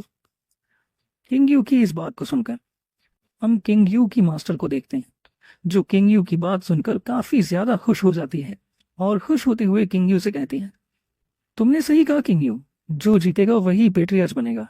लेकिन तभी हमारी नजर लू चैंग पर पड़ती है, जो कि किंग यू की बात को सुनकर किंग यू से कहता है, किंग यू, अगर मैं तुम्हें अपने एक अटैक में नहीं हरा पाया तो मैं खुद ब खुद पेट्रियार्च की गद्दी तुम्हें दे दूंगा। लू चैंग की इस एरोगेंस को देखकर किंग यू को और भी ज्यादा गुस्सा आने लगता है, और हम किंग यू को देखते हैं, जो कि बड़े ही गुस्से में लू चैंग से कहती है, तुम घटिया कमीने कहीं के, अपनी इस बात को याद रखना। ये बोलकर किंग यू अपने सबसे पावरफुल अटैक को लू चैंग के ऊपर कर देती है, और किंग यू के उस अटैक को देखकर हम मिस फैंग को देखते हैं, जो कि चिल्लाकर लू चैंग से कहती है, अरे नहीं, किंग यू के पास तो एक मैजिकल स्वॉर्ड है, जो कि असल में एक स्पिरिट वेपन है, तो ब्रदर लू जरा संभल कर। दूसरी तरफ हम किंग यू की मास्टर को देखते हैं, जो कि हंसते हुए मन में सोच रही होती, कमीने लू चैंग, जो वेपन किंग यू के हाथ में है वो एक स्पिरिट वेपन है, जिसे कि मैंने खुद अपने हाथों से बनाया है, और इस वेपन का नाम ग्रीन स्वॉर्ड है। और लू चैंग, मुझे नहीं लगता कि तुम मेरे इस वेपन के अटैक को रोक पाओगे। तभी हमारी नजर एल्डर युवान जियांगू पर पड़ती है। वो भी अब काफी सीरियस होकर मन में सोचने लगता है कि लू चैंग की फाउंडेशन लेवल की कल्टीवेशन किंग यू के इस पावरफुल स्पिरिट वेपन को नहीं रोक पाएगी। तो अब जरूर ही इस सेक्ट की अगली एम्परर यहाँ किंग यू ही बनने वाली है। हम मूरोंग क्वी को भी देखते हैं, वो भी बड़ा सीरियस होकर लू चैंग को देखते हुए सोच रहा होता है, ये तो काफी अच्छा हो रहा है, क्योंकि मैं तो चाहता ही हूँ कि हमारे सेक्ट की अगली पेट्रियर्च किंग यू ही बने, और फिर मैं अपने आगे के प्लान को कंटिन्यू करूंगा। फिर हम वापस से बैटल का सीन देखते हैं, जहां पर कि किंग यू लू चैंग पर अटैक करने ही वाली होती है, मगर दूसरी तरफ हम लू चैंग को देखते हैं जैसे कि कोई फर्क ही नहीं पड़ रहा होता, और अगले सीन में हम एक काफी बड़ा धमाका देखते हैं, जो कि किंग यू के अटैक से निकला होता है। और उस धमाके को देखकर हम बाकी के डिसाइपल्स को देखते हैं, जो कि काफी ज्यादा हैरान हो जाते हैं, और वो हैरान होकर एक दूसरे से बातें करने लगते हैं कि आखिर यहाँ पर चल क्या रहा है, क्या लू चैंग इस अटैक के बाद जिंदा भी बचा होगा। आगे से दूसरा डिसाइपल कहता है, मुझे तो नहीं लगता। फिर हम धमाके वाली जगह को देखते हैं, जहां पर कि धुआं ही धुआं हो रखा होता है, लेकिन जैसे ही धुआं हटता है हम देखते हैं लू चैंग हंसते हुए किंग यू से कहता है, तो क्या तुम बस इतना ही कर सकती हो किंग यू, तुम्हारा ये अटैक तो सच में काफी ज्यादा कमजोर था। लू चैंग को सही सलामत देखकर हम किंग यू को देखते हैं, जो कि काफी ज्यादा हैरान हो गई होती है। वहीं दूसरी तरफ लू चैंग किंग यू से कहता है, किंग यू, तुम्हारा ये अटैक तो सच में काफी ज्यादा कमजोर था। और हम देखते हैं लू चैंग ने किंग यू की स्वॉर्ड को अपने बेयर हैंड से ही पकड़ रखा होता है। लू चैंग की इतनी पावर्स को देखकर किंग यू की मास्टर काफी ज्यादा हैरान हो गई होती है, और किंग यू की मास्टर हैरान होकर लू चैंग को देखकर कहती है, आखिर ये किसी फाउंडेशन कल्टीवेशन लेवल वाले कल्टीवेटर के लिए पॉसिबल भी कैसे हो सकता है कि वो सिर्फ अपने हाथों से ही किसी स्पिरिट वेपन के अटैक को रोक दे। दूसरी तरफ हम लू चैंग को देखते हैं, जो कि स्पिरिट वेपन को अपने हाथ से पकड़कर मन ही मन सोच रहा होता है कि इस स्पिरिट वेपन की एनर्जी तो सच में काफी ज्यादा कम थी। इससे ज्यादा एनर्जी तो सिस्टम की समन की हुई हेवनली ट्रिब्यूलेशन में होती है, जैसे कि मैं रोज सरवाइव करता हूँ, लेकिन सिस्टम की दी हुई हेवनली ट्रिब्यूलेशन से मेरी पावर्स और भी ज्यादा इंक्रीज होने लगती हैं। फिर हमारा लू चैंग अपनी इमेजिनेशन से बाहर आ जाता है, और हम देखते हैं उसने अपने हाथों से किंग यू की स्वॉर्ड को अभी भी पकड़ा हुआ होता है, और साथ ही साथ वो अपनी एनर्जी को रिलीज करने लगता है। हम देखते हैं लू चैंग की एनर्जी इतनी ज्यादा होती है कि किंग यू उसे बिल्कुल भी रेजिस्ट नहीं कर पा रही होती, और किंग यू पीछे की ओर धकेली जाती हैं। लेकिन लू चैंग अभी भी नहीं रुकता। वो अपने पाम में थोड़ी और एनर्जी को जनरेट करते हुए किंग यू से कहता है, किंग यू, मुझे माफ करना, लेकिन मुझे तुम्हें हराना ही होगा। ये बोलने के बाद लू चैंग सिस्टम की दी हुई एक पावरफुल टेक्निक को यूज करता है, जिसका कि नाम होता है thunder tribulation Sutra of life. और लू चैंग की इतनी पावरफुल टेक्निक को देखकर हम किंग यू की मास्टर को देखते हैं, जो कि चिल्लाकर लू चैंग से रुकने को कहती है, मगर हम देखते हैं लू चैंग नहीं रुकता, और वो किंग यू के पेट पर अपने उस पाम अटैक को कर देता है, जिससे कि किंग यू खून खांसने लगती है, और सिर्फ खून ही नहीं खांसती, बल्कि किंग यू साथ ही साथ काफी दूर जाकर गिरती है। मगर तभी किंग यू की मास्टर वहां आकर किंग यू को पकड़ लेती है। मगर दूसरी तरफ हम लू चैंग को देखते हैं, जो कि वहां खड़े सभी लोगों से कहता है, चलो, तो मैं जीत गया। लेकिन तभी लू चैंग पीछे की ओर मुड़ता है और मिस फैंग को देखते हुए कहता है, तो क्या तुम भी मुझसे बैटल करना चाहती हो? मगर आगे से हम मिस फ्रैंक को देखते हैं, जो कि घबराते हुए लू चैंग से मना कर देती है। वहीं दूर खड़ा मोरोंग कोई भी लू चैंग को ही देख रहा होता है। फिर हम किंग यू की मास्टर को देखते हैं, जो कि किंग यू को एक जगह पर बिठाती है और किंग यू को बैठाकर बड़े ही गुस्से से लू चैंग की ओर देखते हुए कहती है, लू चैंग, जबकि मैंने तुम्हें रुकने को कहा था, तो आखिर तुम रुके क्यों नहीं? क्या तुम्हें मेरी आवाज सुनाई नहीं दी? मगर आगे से लू चैंग बड़े ही इविल तरीके से किंग यू की मास्टर से कहता है, हाँ मैंने सुना तो था, मगर आखिर मैं तुम्हारी बात भला क्यों मानूं? इस बात को सुनकर हम एल्डर शियाओ को देखते हैं, जिन्हें कि और भी ज्यादा गुस्सा आने लगता है और वो बड़े ही गुस्से से लू चैंग से कहती है, बास्टर्ड लू चैंग, आखिर तुम्हारी हिम्मत कैसे हुई मेरे सामने इतना एरोगेंटली बात करने की? लगता है तुम भूल चुके हो कि तुम अभी भी सिर्फ फाउंडेशन स्टेज पर हो और मेरे सामने तुम बस एक चींटी हो। ये बोलने के बाद हम एल्डर शियाओ को देखते हैं, जो कि अपनी पावर्स को रिलीज करने लगती है। वहीं दूसरी तरफ हम लू चैंग को देखते हैं, जो कि बड़े ही गुस्से से एल्डर शियाओ को देखकर सोचने लगता है, मैं तो तुम्हारा ही इंतजार कर रहा था, पागल बुढ़िया कहीं की। वहीं हम एल्डर शियाओ को देखते हैं, जो कि अब अपने काफी पावरफुल अटैक को लू चैंग पर कर देती है। मगर तभी हम देखते हैं आगे से लू चैंग भी अपने हाथ में गोल्डन ऑरा रिलीज करने लगता है और अपनी गोल्डन ऑरा की पावर को रिलीज करने लगता है। और पावर को रिलीज करते हुए वो एल्डर शियाओ से कहता है, सच में तुम्हारा अटैक तो काफी ज्यादा कमाल का है। लू चैंग के इतना बोलते ही हम देखते हैं वहां पर एक काफी बड़ा धमाका होता है और वो धमाका सच में इतना ज्यादा बड़ा होता है कि वहां खड़े एल्डर तक पीछे की ओर धकेले जाते हैं। फिर हम मिस फैंग को देखते हैं, जो कि लू चैंग की चिंता करते हुए उसका नाम चिल्लाती है। वहीं दूसरी तरफ मूरोंग कुई को लग रहा होता है कि लू चैंग तो मारा गया और वो सोच रहा होता है कि उस एल्डर शियाओ ने तो इस छोटे बच्चे पर जरा भी रहम नहीं दिखाया। सच में वो एल्डर शियाओ तो काफी ज्यादा क्रूर है। मगर जो भी हो, मेरा प्लान तो बिल्कुल सही वर्क कर रहा है। लेकिन तभी हम देखते हैं मोरोंग कोई काफी ज्यादा हैरान हो जाता है, क्योंकि वो देखता है कि लू चैंग वहां पर बिल्कुल सही सलामत खड़ा होता है। और हम लू चैंग को देखते हैं, जिसने कि अपने आगे एक प्रोटेक्टिव शील्ड बना ली होती है। और लू चैंग उस शील्ड को बनाने के बाद एल्डर शियाओ से कहता है, अब आप मेरा कुछ भी नहीं बिगाड़ सकती। लेकिन दूसरी तरफ एल्डर शियाओ को देखते हैं, जो कि लू चैंग के ऊपर अटैक करने के लिए आगे बढ़ने लगती है। तभी आगे से लू चैंग अपने पेट्रियार्च वाले टोकन को बाहर निकालता है और हम देखते हैं उस टोकन में से काफी सारी एनर्जी निकलने लगती है। हम हॉल में खड़े हुए बाकी के सभी डिसाइपल्स को देखते हैं, जो कि सोच रहे होते हैं आखिर यहाँ पर ये हो क्या रहा है। वहीं दूसरी तरफ लू चैंग के टोकन में से और भी ज्यादा एनर्जी निकलने लगती है और उस टोकन में से निकलती हुई एनर्जी को देखकर हम एल्डर शियाओ को देखते हैं, जो कि चिल्लाकर लू चैंग से कहती है, लू चैंग, अब आखिर तुमने इस सेट की प्रोटेक्शन अरे को कैसे एक्टिवेट कर दिया? वहीं दूसरी तरफ हम लू चैंग को देखते हैं, जो कि एल्डर शियाओ की बात का कोई जवाब नहीं देता और लू चैंग अभी भी फॉर्मेशन को एक्टिवेट करने में लगा हुआ होता है। तभी हम दूर खड़े हुए युआन जियांग को देखते हैं, जो कि लू चैंग के हाथ में उस टोकन को देखकर कहता है, ये तो एम्परर सील है।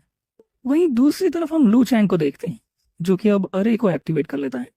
और जैसे ही लू चैंग उस फॉर्मेशन को एक्टिवेट करता है, हम देखते हैं एल्डर शियाओ के चारों तरफ अब बहुत सारी चेन्स आ जाती हैं और अगले ही पल वो सभी चेन्स एल्डर शियाओ पर लिपट जाती हैं। ये देखकर एल्डर शियाओ को काफी ज्यादा गुस्सा आने लगता है। मगर हम देखते हैं एल्डर शियाओ को, जो कि उन चेन्स के आगे बिल्कुल भी रेजिस्ट नहीं कर पा रही होती। दूर खड़ा मोरोंग ये सब देख रहा होता है और वो लू चैंग को देखकर सोच रहा होता है कि मुझे इस बच्चे से अब सावधान रहना होगा, क्योंकि ये बच्चा भी आगे चलकर मेरे लिए खतरा बन सकता है। वहीं हम वापस से एल्डर शियाओ को देखते हैं, जो कि अब हंसते हुए लू चैंग से कहती है, बेवकूफ बच्चे, तुम्हें क्या लगता है कि मैं तुम्हारी इस फॉर्मेशन को देखकर डर जाऊंगी? मगर तुम ये मत भूलो कि तुम अभी फाउंडेशन स्टेज पर ही हो और तुम इस फॉर्मेशन को ज्यादा देर तक कंट्रोल नहीं कर सकते, क्योंकि जैसे ही तुम्हारी इंटरनल एनर्जी एग्जॉस्ट होगी, ये फॉर्मेशन पूरी तरह से नलिफाई हो जाएगी और उसके बाद मैं तुम्हें काफी खौफनाक मौत दूंगी। मगर एल्डर शियाओ की इस बात को सुनकर हम देखते हैं लू चैंग डरने की बजाय जोर जोर से हंसने लगता है और यूं ही कुछ देर हंसने के बाद लू चैंग एल्डर शियाओ से कहता है, एल्डर शियाओ, तुम तो काफी ज्यादा समझदार हो, मगर मेरे मास्टर ने ये टोकन मुझे दिया है और साथ ही साथ उन्होंने ये भी कहा है तुम्हें ही अगला पेट्रियार्च बनना है, तो आखिर मैं उनके ऑर्डर को कैसे डाल सकता हूँ? और ऊपर से अब इस टोकन को मैंने एक्टिवेट भी कर दिया है और अब इस टोकन को सिर्फ मैं ही इस्तेमाल कर सकता हूँ, यानी कि अब इस टोकन का मास्टर मैं हूँ। तो एल्डर शियाओ, अब तुम मुझे ये बताओ, कहीं तुम ये तो नहीं चाहती ना कि मैं तुम्हें आर्य की मदद से पूरी तरह से खत्म कर दूं? और अगर तुम खत्म नहीं भी होती हो तो भी मैं तुम्हें एक ऐसा दर्द दूंगा जिसे कि तुम पूरी जिंदगी भर भूल नहीं पाओगी। लू चैंग की इस बात को सुनकर हम एल्डर शियाओ को देखते हैं, जो कि अब काफी ज्यादा घबरा जाती है और वो घबराते हुए सोचने लगती है, ये पागल लड़का सच में एक मॉन्स्टर है। लेकिन तभी हम युवान जियांगो को देखते हैं, जो कि एल्डर शियाओ को समझाने लगता है, एल्डर, हमें लू चैंग को एक मौका देकर देखना चाहिए, क्योंकि मुझे लगता है लू चैंग काफी अच्छा पेट्रियार्च बन सकता है। और ऊपर से पेट्रियार्च टोकन का कंट्रोल भी अब लू चैंग के हाथों में आ चुका है। और एल्डर शियाओ, तुम तो जानते ही हो कि बिना टोकन के ना तो हम सेक्ट के ट्रेजर्स यूज कर सकते हैं और ना ही रिसोर्सेस। तो अब तुम खुद इस बारे में सोच कर देखो। एल्डर युवान जियांगहो की इस बात को सुनकर हम एल्डर शियाओ को देखते हैं, जो कि अब लू चैंग के आगे नील डाउन कर देती है। और यूं अपनी मास्टर को लू चैंग के आगे नील डाउन करता हुआ देख हम किंग यू को देखते हैं, जो कि काफी ज्यादा उदास हो जाती है। और फिर वो अपनी मास्टर को देखते हुए कहती है, आखिर मेरी मास्टर लू चैंग से कैसे हार सकती है? लेकिन तभी हम एल्डर मुरंगकुई को देखते हैं, जो कि लू चैंग को देखकर कहता है, मुझे भी यही लगता है कि लू चैंग अगला पेट्रियर्च बनने के लिए बिल्कुल सही रहेगा, क्योंकि लू चैंग में काफी ज्यादा हिम्मत भी है। तो आज से तुम हमारे टेम्परेरी पेट्रियर्च हो, लेकिन अगर फ्यूचर में तुम इस फॉर्मेशन को कंट्रोल करने में नाकामयाब है तो फिर तुम्हें अपने इस पेट्रियार्च के थ्रोन को छोड़ना होगा।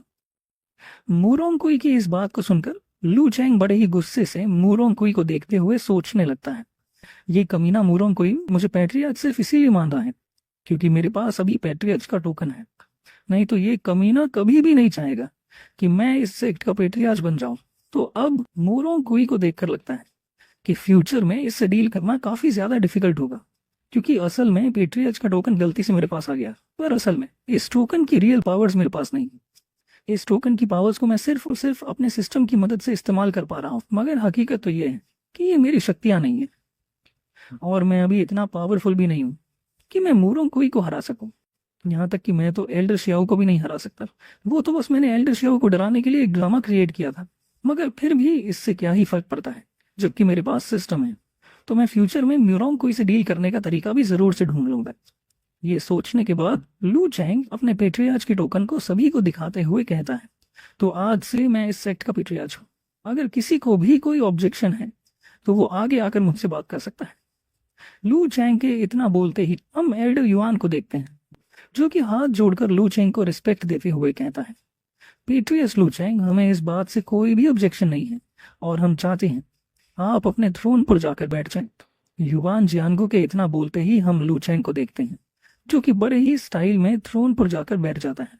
और थ्रोन पर बैठने के बाद लू चैंग हॉल में खड़े हुए सभी लोगों से कहता है, माई लू चैंग इज हेवनली सेट का पैट्रियट, डिक्लेयर करता हूँ कि मिस फैंग और किंग यू दोनों ही आज से मेरी प्रोटेक्टर हैं। आगे से हम मिस फेंग को देखते हैं, जो कि इस बात को सुनकर काफी ज्यादा खुश होकर ठीक है कहती हैं, मगर दूसरी तरफ किंग यू काफी दुखी हो रखी होती है। फिर हमें लू चैंग बताता है कि उसके अंडर अब ये पूरा का पूरा हेवनली सेक्ट आ चुका है। चलो तो अब देखा जाए सिस्टम में और कौन कौन से फीचर्स हैं। फिर यहीं पर ये सीन कट हो जाता है और अब अगला सीन हम ग्रीन बैम्बू पीक का देखते हैं, जहां पर की हेवनली ट्रिब्यूलेशन गिर रही होती है। और हम देखते हैं कि वो हेवनली ट्रिब्यूलेशन किसी और पर नहीं बल्कि हमारे लू चैंग पर ही गिर रही होती है। इससे हमें पता चल जाता है कि लू चैंग सिस्टम के दिए हुए एली मिशन को कंप्लीट कर रहा है।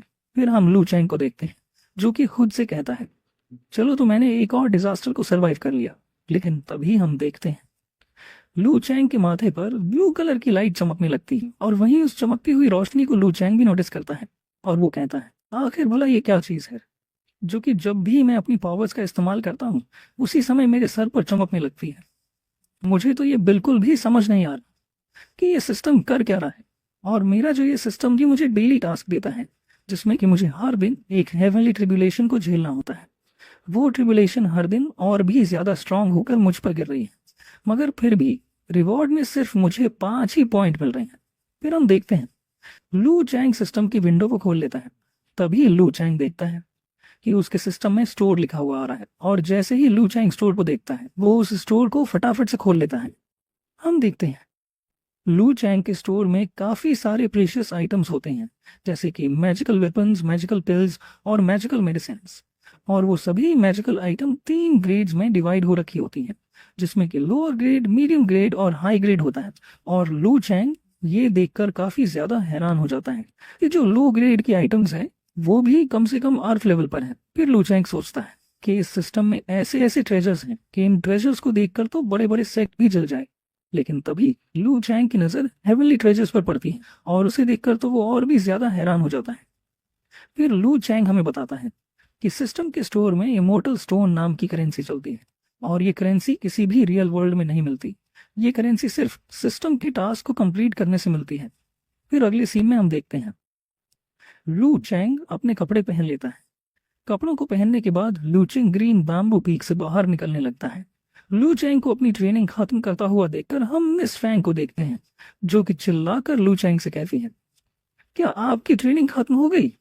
आगे से लू चैंग मिस फैंग से कहता है, हाँ, मेरी ट्रेनिंग तो खत्म हो गई है, लेकिन तुम दोनों का बहुत बहुत शुक्रिया मुझे यू प्रोटेक्ट करने के लिए।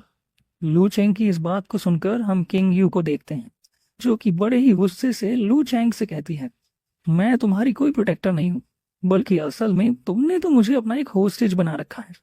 अगर तुमने मेरी ग्रैंड मदर को अपने पास ना रखा होता तो मैं तुम्हें कभी भी प्रोटेक्ट नहीं करती। किंग यू की इस बात को सुनकर लू चैंग थोड़ा सीरियस होकर किंग यू से कहता है, तो उससे क्या ही फर्क पड़ता है। फिर लू चैंग वहां से जाने लगता है और जाते हुए किंग यू से कहता है, वैसे भी पेट्रियार्च की प्रोटेक्टर होना कोई लो पोजीशन नहीं है। ये बोलने के बाद लू चैंग पीछे की ओर मुड़ता है और किंग यू से कहता है, जब मेरे मास्टर इमोर्टल वर्ल्ड में नहीं गए थे तब एक बार तुम्हारी मास्टर ने मुझसे कहा था कि चाहे तुम पेट्रियार्च के डिसाइपल हो, लेकिन फिर भी तुम कभी पेट्रियार्च नहीं बन पाओगे, और इस बात को मैं कभी भी नहीं भूल सकता। मगर किंग यू तुम घबराओ मत, मैं तुम्हारे लिए और परेशानियां नहीं बढ़ाऊंगा। वैसे भी अब मुझे एक जरूरी काम है, तो तुम दोनों यहाँ से जा सकती हो। ये बोलकर लू चैंग वहां से जाने लगता है। हम देखते हैं लू चैंग को किंग यू भी जाता हुआ देख रही होती है। फिर अगला सीन हम एक वैली का देखते हैं और हम देखते हैं उस वैली के अंदर लू चैंग और एल्डर युवान एक साथ बैठ रखे होते हैं। तभी हम एल्डर युवान को देखते हैं, जो कि लू चैंग से कहते हैं, मास्टर लू चैंग, आखिर अब आपको मुझसे और क्या चाहिए? आगे से लू चैंग एल्डर युवान जियांगो से कहता है, एल्डर युवान, अगर ये सवाल मैं आपसे पूछूं तो कैसा रहेगा? और हाँ एल्डर युवान, मैं तुम्हें शुक्रिया भी कहना चाहता हूँ, क्योंकि तुमने मेरे पेट्रियस बनने के प्लान में काफी ज्यादा मदद की थी। इस बात को सुनकर एल्डर युवान लू चैंग से कहते हैं, मास्टर लू चैंग, मैं तुम्हारे टैलेंट की काफी ज्यादा कदर करता हूँ और मैं तुम्हारे मास्टर को पूरे 100 सालों से जानता हूँ, और मैं ये भी जानता हूँ कि तुम्हारे मास्टर को भी पैट्रियर्च टोकन एक्टिवेट करना नहीं आता। एल्डर युवान की इस बात को सुनकर लू चैंग काफी ज्यादा चौंक जाता है। फिर एल्डर युवान बड़े ही सीरियस होकर लू चैंग से कहते हैं, लू चैंग, सच बात तो ये है, इस बार मैंने तुम्हें सिर्फ और सिर्फ हेवनली सेक्ट की भलाई के लिए बचाया है, और मैं ये भी जानता हूँ कि तुम मुझसे काफी कुछ छुपा रहे हो। तो क्यों ना मास्टर लू चैंग, आप मुझे इसका एक अच्छा एक्सप्लेनेशन दें। एल्डर युवान की इस बात को सुनकर हम लू चैंग को देखते हैं, जो कि अपनी कुर्सी से खड़ा हो जाता है और एल्डर युवान से कहता है, एल्डर युवान, मेरे पास जो पावर्स हैं असल में वो हेवनली ट्रिबुलेशन की पावर्स हैं। लू चैंग की इस बात को सुनकर एल्डर युवान लू चैंग से पूछते हैं, तो क्या तुम ये कह रहे हो कि तुम्हारे पास हेवनली ट्रिबुलेशन की पावर है? आखिर ये पॉसिबल भी कैसे हो सकता है? एल्डर युवान की इस बात को सुनकर लू चैंग पीछे की ओर मुड़ता है और एल्डर युवान को बताने लगता है, एल्डर युवान, अगर ऐसा ना होता तो आखिर मुझे मेरे मास्टर क्यों चूज करते और वो मुझे अपना डिसाइपल क्यों बनाते, जबकि मैं तो इतना टैलेंटेड भी नहीं था। इस बात को सिर्फ मैं आपको बता रहा हूँ कि मैं थंडर बॉडी के साथ पैदा हुआ था और मैं लाइटनिंग स्टॉर्म की पावर को इनहेरिट करता हूँ, और अगर फ्यूचर में मेरा कल्टीवेशन बढ़ता है तो मैं सेक्ट के और भी कई सारे लोगों को इमोर्टल वर्ल्ड में भेज सकता हूँ। फिर लू चैंग पीछे की ओर मुड़ता है और एल्डर युवान से कहता है, क्योंकि मेरे पास हेवनली ट्रिबुलेशन को समन करने की पावर है।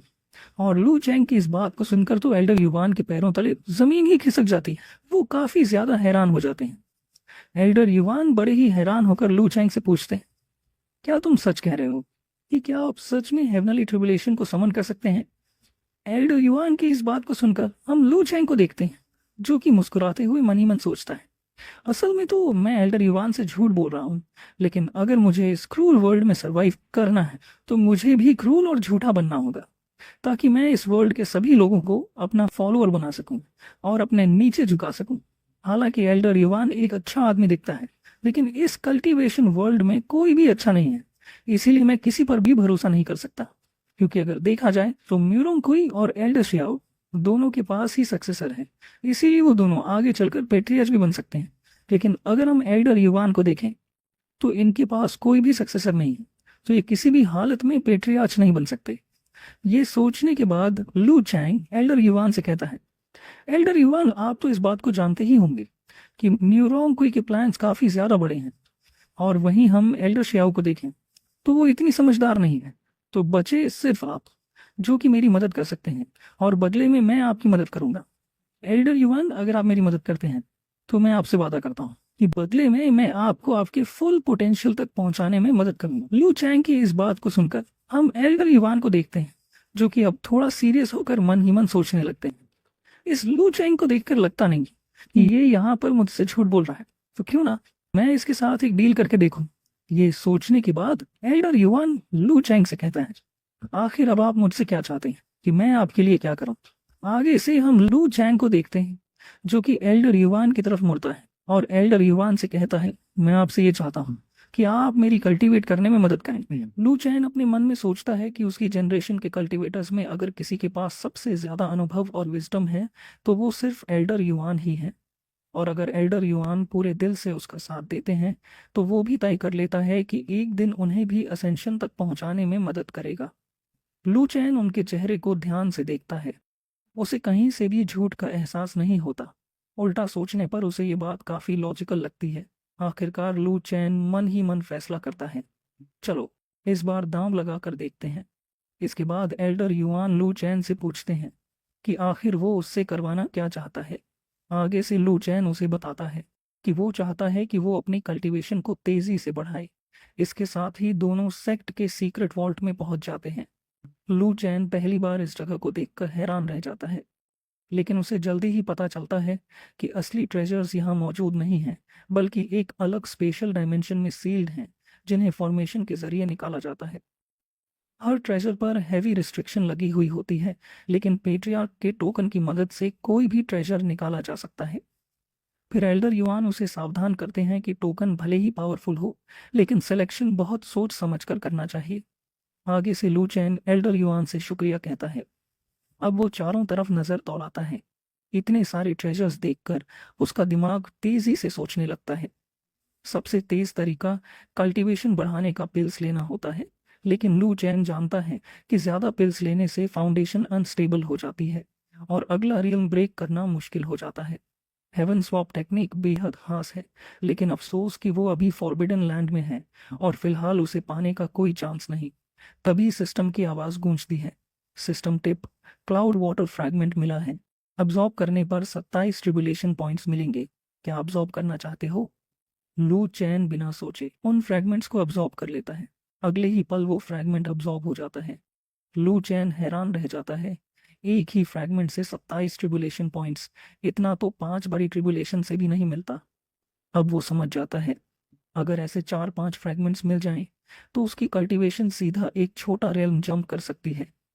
लू चैन तय करता है कि फिलहाल उसकी स्ट्रेंथ बढ़ाने का सबसे अच्छा तरीका एंशिएंट रेलिक्स और फ्रैगमेंट्स को डिवावर करना है, क्योंकि वो जानता है कि म्यूरोंगकुई जैसे दुश्मन उसे चैन से कल्टीवेशन नहीं करने देंगे। अब सीन शिफ्ट होता है। रात का समय होता है। सेक्ट में पेट्रोल चल रही होती है। एक डिसाइपल घबराते हुए कहता है कि हाल ही में कई लोग मरे हैं, तो क्या इतनी रात को बाहर निकलना सेफ रहेगा? दूसरा तुरंत उसे डांट देता है, तू कम से कम कोर स्टेज कल्टीवेटर तो है, इतना डर क्यों रहा है? वो बोलता है कि अगर किलर आज सामने आ गया तो वही बदकिस्मत होगा, मगर तभी वो दोनों वहीं पर मारे जाते हैं। हालांकि हमें अभी ये नहीं दिखाया जाता कि आखिर उन्हें किसने मारा है, लेकिन फिर यहीं पर ये सीन कट हो जाता है। कुछ ही देर में एल्डर युआन खुद पेट्रियार्क से मिलने पहुंचते हैं। वो बताते हैं कि शियन शुअर सेक्ट, जो हेवनली सेक्ट का अफिलिएटेड सेक्ट है, अब हेडी सेक्ट से हाथ मिलाने की कोशिश कर रहा है। क्रिमिनल इन्वेस्टिगेशन हॉल की रिपोर्ट के मुताबिक शियन शुअर सेक्ट जांच में सहयोग नहीं कर रहा। यही वजह है कि शक और गहरा गया है। एल्डर युआन बताते हैं कि शियन शुअर सेक्ट पिछले 300 सालों से वफादार रहा है, लेकिन पुराने पेट्रियार्क के असेंशन के बाद नए पेट्रियार्क के जवान होने की वजह से उन्हें हेवनली सेक्ट के फ्यूचर पर शक होने लगा है। अगर ये सेक्ट अलग हो गया तो हेवनली सेक्ट की स्ट्रेंथ पर सीधा असर पड़ेगा। इसीलिए एल्डर्स ने तय किया है कि पेट्रियार्क को खुद शियन शुअर सेक्ट जाना चाहिए, ताकि अपनी स्ट्रेंथ दिखाकर उनका भरोसा फिर से जीता जा सके। लू चैन ये सब सुनकर समझ जाता है कि चाहे वो जाना न भी चाहे, लेकिन ये दौरा अब टालना नामुमकिन है। लेकिन फिर यहीं पर ये सीन कट हो जाता है। कुछ समय बाद शियन शुअर सेक्ट के बाहर भारी हलचल मच जाती है। हर कोई हैरान रह जाता है जब वो देखते हैं कि तीसरे दर्जे का spirit beast candle mosquito mount बनकर हेवनली सेक्ट का काफिला ला रहा है। लोग दंग रह जाते हैं। तीसरे दर्जे का स्पिरिट बीस्ट माउंट के तौर पर इस्तेमाल करना ये सिर्फ हेवनली सेक्ट ही कर सकता है। शिन शुअर सेक्ट के लोग समझ जाते हैं कि ये कोई साधारण दौरा नहीं है। जब ब्लू चैन उतरता है तो हर कोई उसकी उम्र और कल्टीवेशन देखकर चौंक जाता है। 18 साल की उम्र में फाउंडेशन एस्टैब्लिशमेंट रेल्म सबके मुंह से निकल पड़ता है। ये तो सच में जाओ लिनयंग का ट्रू सक्सेसर लगता है। फिर हम कुछ देर बाद का सीन देखते हैं, जहां पर कि शियन शुअर सेक्ट का वाइस सेक्ट मास्टर होंगा 300 साल पुरानी प्रेशियस स्पिरिट सिरप भेंट करता है, जो वाइटल एनर्जी बढ़ाती है। इस तरह लू चैन का पहला ऑफिशियल डिप्लोमेटिक विजिट शुरू होता है। वाइस सेक्ट मास्टर होंगा हाथ में प्याला उठाकर सम्मान के साथ बोलता है कि ये जाम वो मास्टर लू के नाम करता है। लेकिन पूरी शियन शू सेक्ट की ये शालीनता सिर्फ दिखावा होती है। कोई भी असली मुद्दे पर बात नहीं करता। यह शांतिपूर्ण दौरा असल में बाकी अफिलिएटेड सेक्ट्स को एक साफ सिग्नल देने के लिए होता है कि हेवनली सेक्ट अब भी मजबूत है और किसी पर जबरदस्ती दबाव डालने की जरूरत नहीं। लू चैन मन ही मन सोचता है, अगर मैं यहाँ जबरदस्ती करूँ तो बात उल्टी पड़ सकती है। इसलिए चाहे युआन जियन हाई ने सुरक्षा के लिए लोगों को भेजा हो, लेकिन असली समस्या तो मुझे खुद ही सुलझानी होगी। अब सवाल ये है, इनकी असली साजिश तक पहुंचा कैसे जाए। तभी अचानक बाहर शोर मच जाता है। एक डिसाइपल घबराया हुआ भागता हुआ आता है, बोलता है कि फिर से किसी डिसाइपल की संदिग्ध हालात में मौत हो गई है। सोंग तन युआन, जो कि इस सेक्ट के लीडर का बेटा होता है, लेकिन सेक्ट मास्टर सोंग युआन तुरंत उसे डांट देता है। आज लॉर्ड लू खुद यहाँ मौजूद हैं। तुम्हारी ये हरकत पूरे सेक्ट की इज्जत मिट्टी में मिला देगी। जंग ही, जो सोंग युआन का सीनियर डिसाइपल है और फाउंडेशन एस्टैब्लिशमेंट के 9वें स्तर पर है, वो सेक्ट लीडर के उस बेटे को रोकने लगता है। लेकिन लू चैन खुद आगे बढ़ता है। वो साफ कहता है कि वो यहाँ सिर्फ मेहमान बनकर बैठने नहीं आया। अगर सेक्ट में कोई गंभीर मामला चल रहा है तो वो हेवनली सेक्ट का लीडर होने के बाद चुप कैसे बैठ सकता है। वो सीधे पूछता है, बताओ असल बात क्या है। सोंग युआन मजबूरी में स्वीकार करता है कि अभी अभी आउटर सेक्ट का एक डिसाइपल बेहद बेरहमी से मारा गया है, लेकिन वो इसे छोटी बात बताकर टालने की कोशिश करता है। लू चैन का चेहरा तुरंत सख्त हो जाता है। वो साफ कर देता है कि डिसाइपल की जान जाना कोई छोटी बात नहीं होती। वो खुद जाकर लाश देखने की बात करता है। सब लोग उसे लेकर घटनास्थल पर पहुंचते हैं। लू चैन लाश को देखते ही समझ जाता है, ये किसी बीस्ट का हमला नहीं, बल्कि साफ तौर पर किसी इंसान का काम है। वो पूछता है कि जब पहले देखा गया था तो क्या हालात ऐसे ही थे। जवाब मिलता है कि पहले इस लाश की कंडीशन इतनी खराब नहीं थी, मतलब कोई जानबूझकर सबूत मिटाने की कोशिश कर रहा है। लू चैन तुरंत भांप लेता है, कातिल अभी भी यहीं कहीं मौजूद है। दूसरी तरफ अंधेरे में कुछ लोग आपस में बात कर रहे होते हैं। एक कहता है कि ये लड़का तो अभी फाउंडेशन रियन पर ही है, आखिर इसे हमारी योजना का क्या पता। लेकिन तभी दूसरा आदमी उसे सावधान करता है और कहता है, चाहे इस लड़के की उम्र कम हो, मगर इतनी जल्दी इतनी तरक्की करने वाले इंसान को हम कम नहीं आंक सकते। फैसला होता है कि आज रात ही लू चैन को खत्म कर देना होगा। उधर लू चैन को सिस्टम से मैसेज मिलता है, daily tribulation accumulated, tribulation power +2।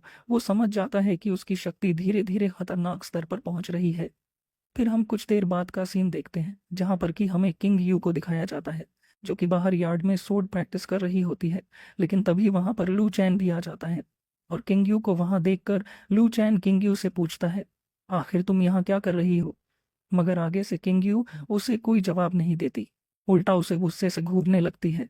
लेकिन तभी वहां पर निंगैर आ जाती है और वो वहां आकर रिसेंटली मरे हुए सभी लोगों की लिस्ट लू चैन को पकड़ा देती है। धीरे धीरे जानकारी सामने आती है कि मरने वाले सभी लोग या तो छी रिफाइनिंग स्टेज पर थे या फाउंडेशन एस्टैब्लिशमेंट रेल्म के शुरुआती स्तर पर। फिर उन मरे हुए सभी स्टूडेंट्स के नाम सामने आते हैं और उन सभी में एक बात कॉमन थी, सब राइजिंग टैलेंट्स थे। ये सब समझने के बाद लू चैन किंग यू की तरफ देखता है।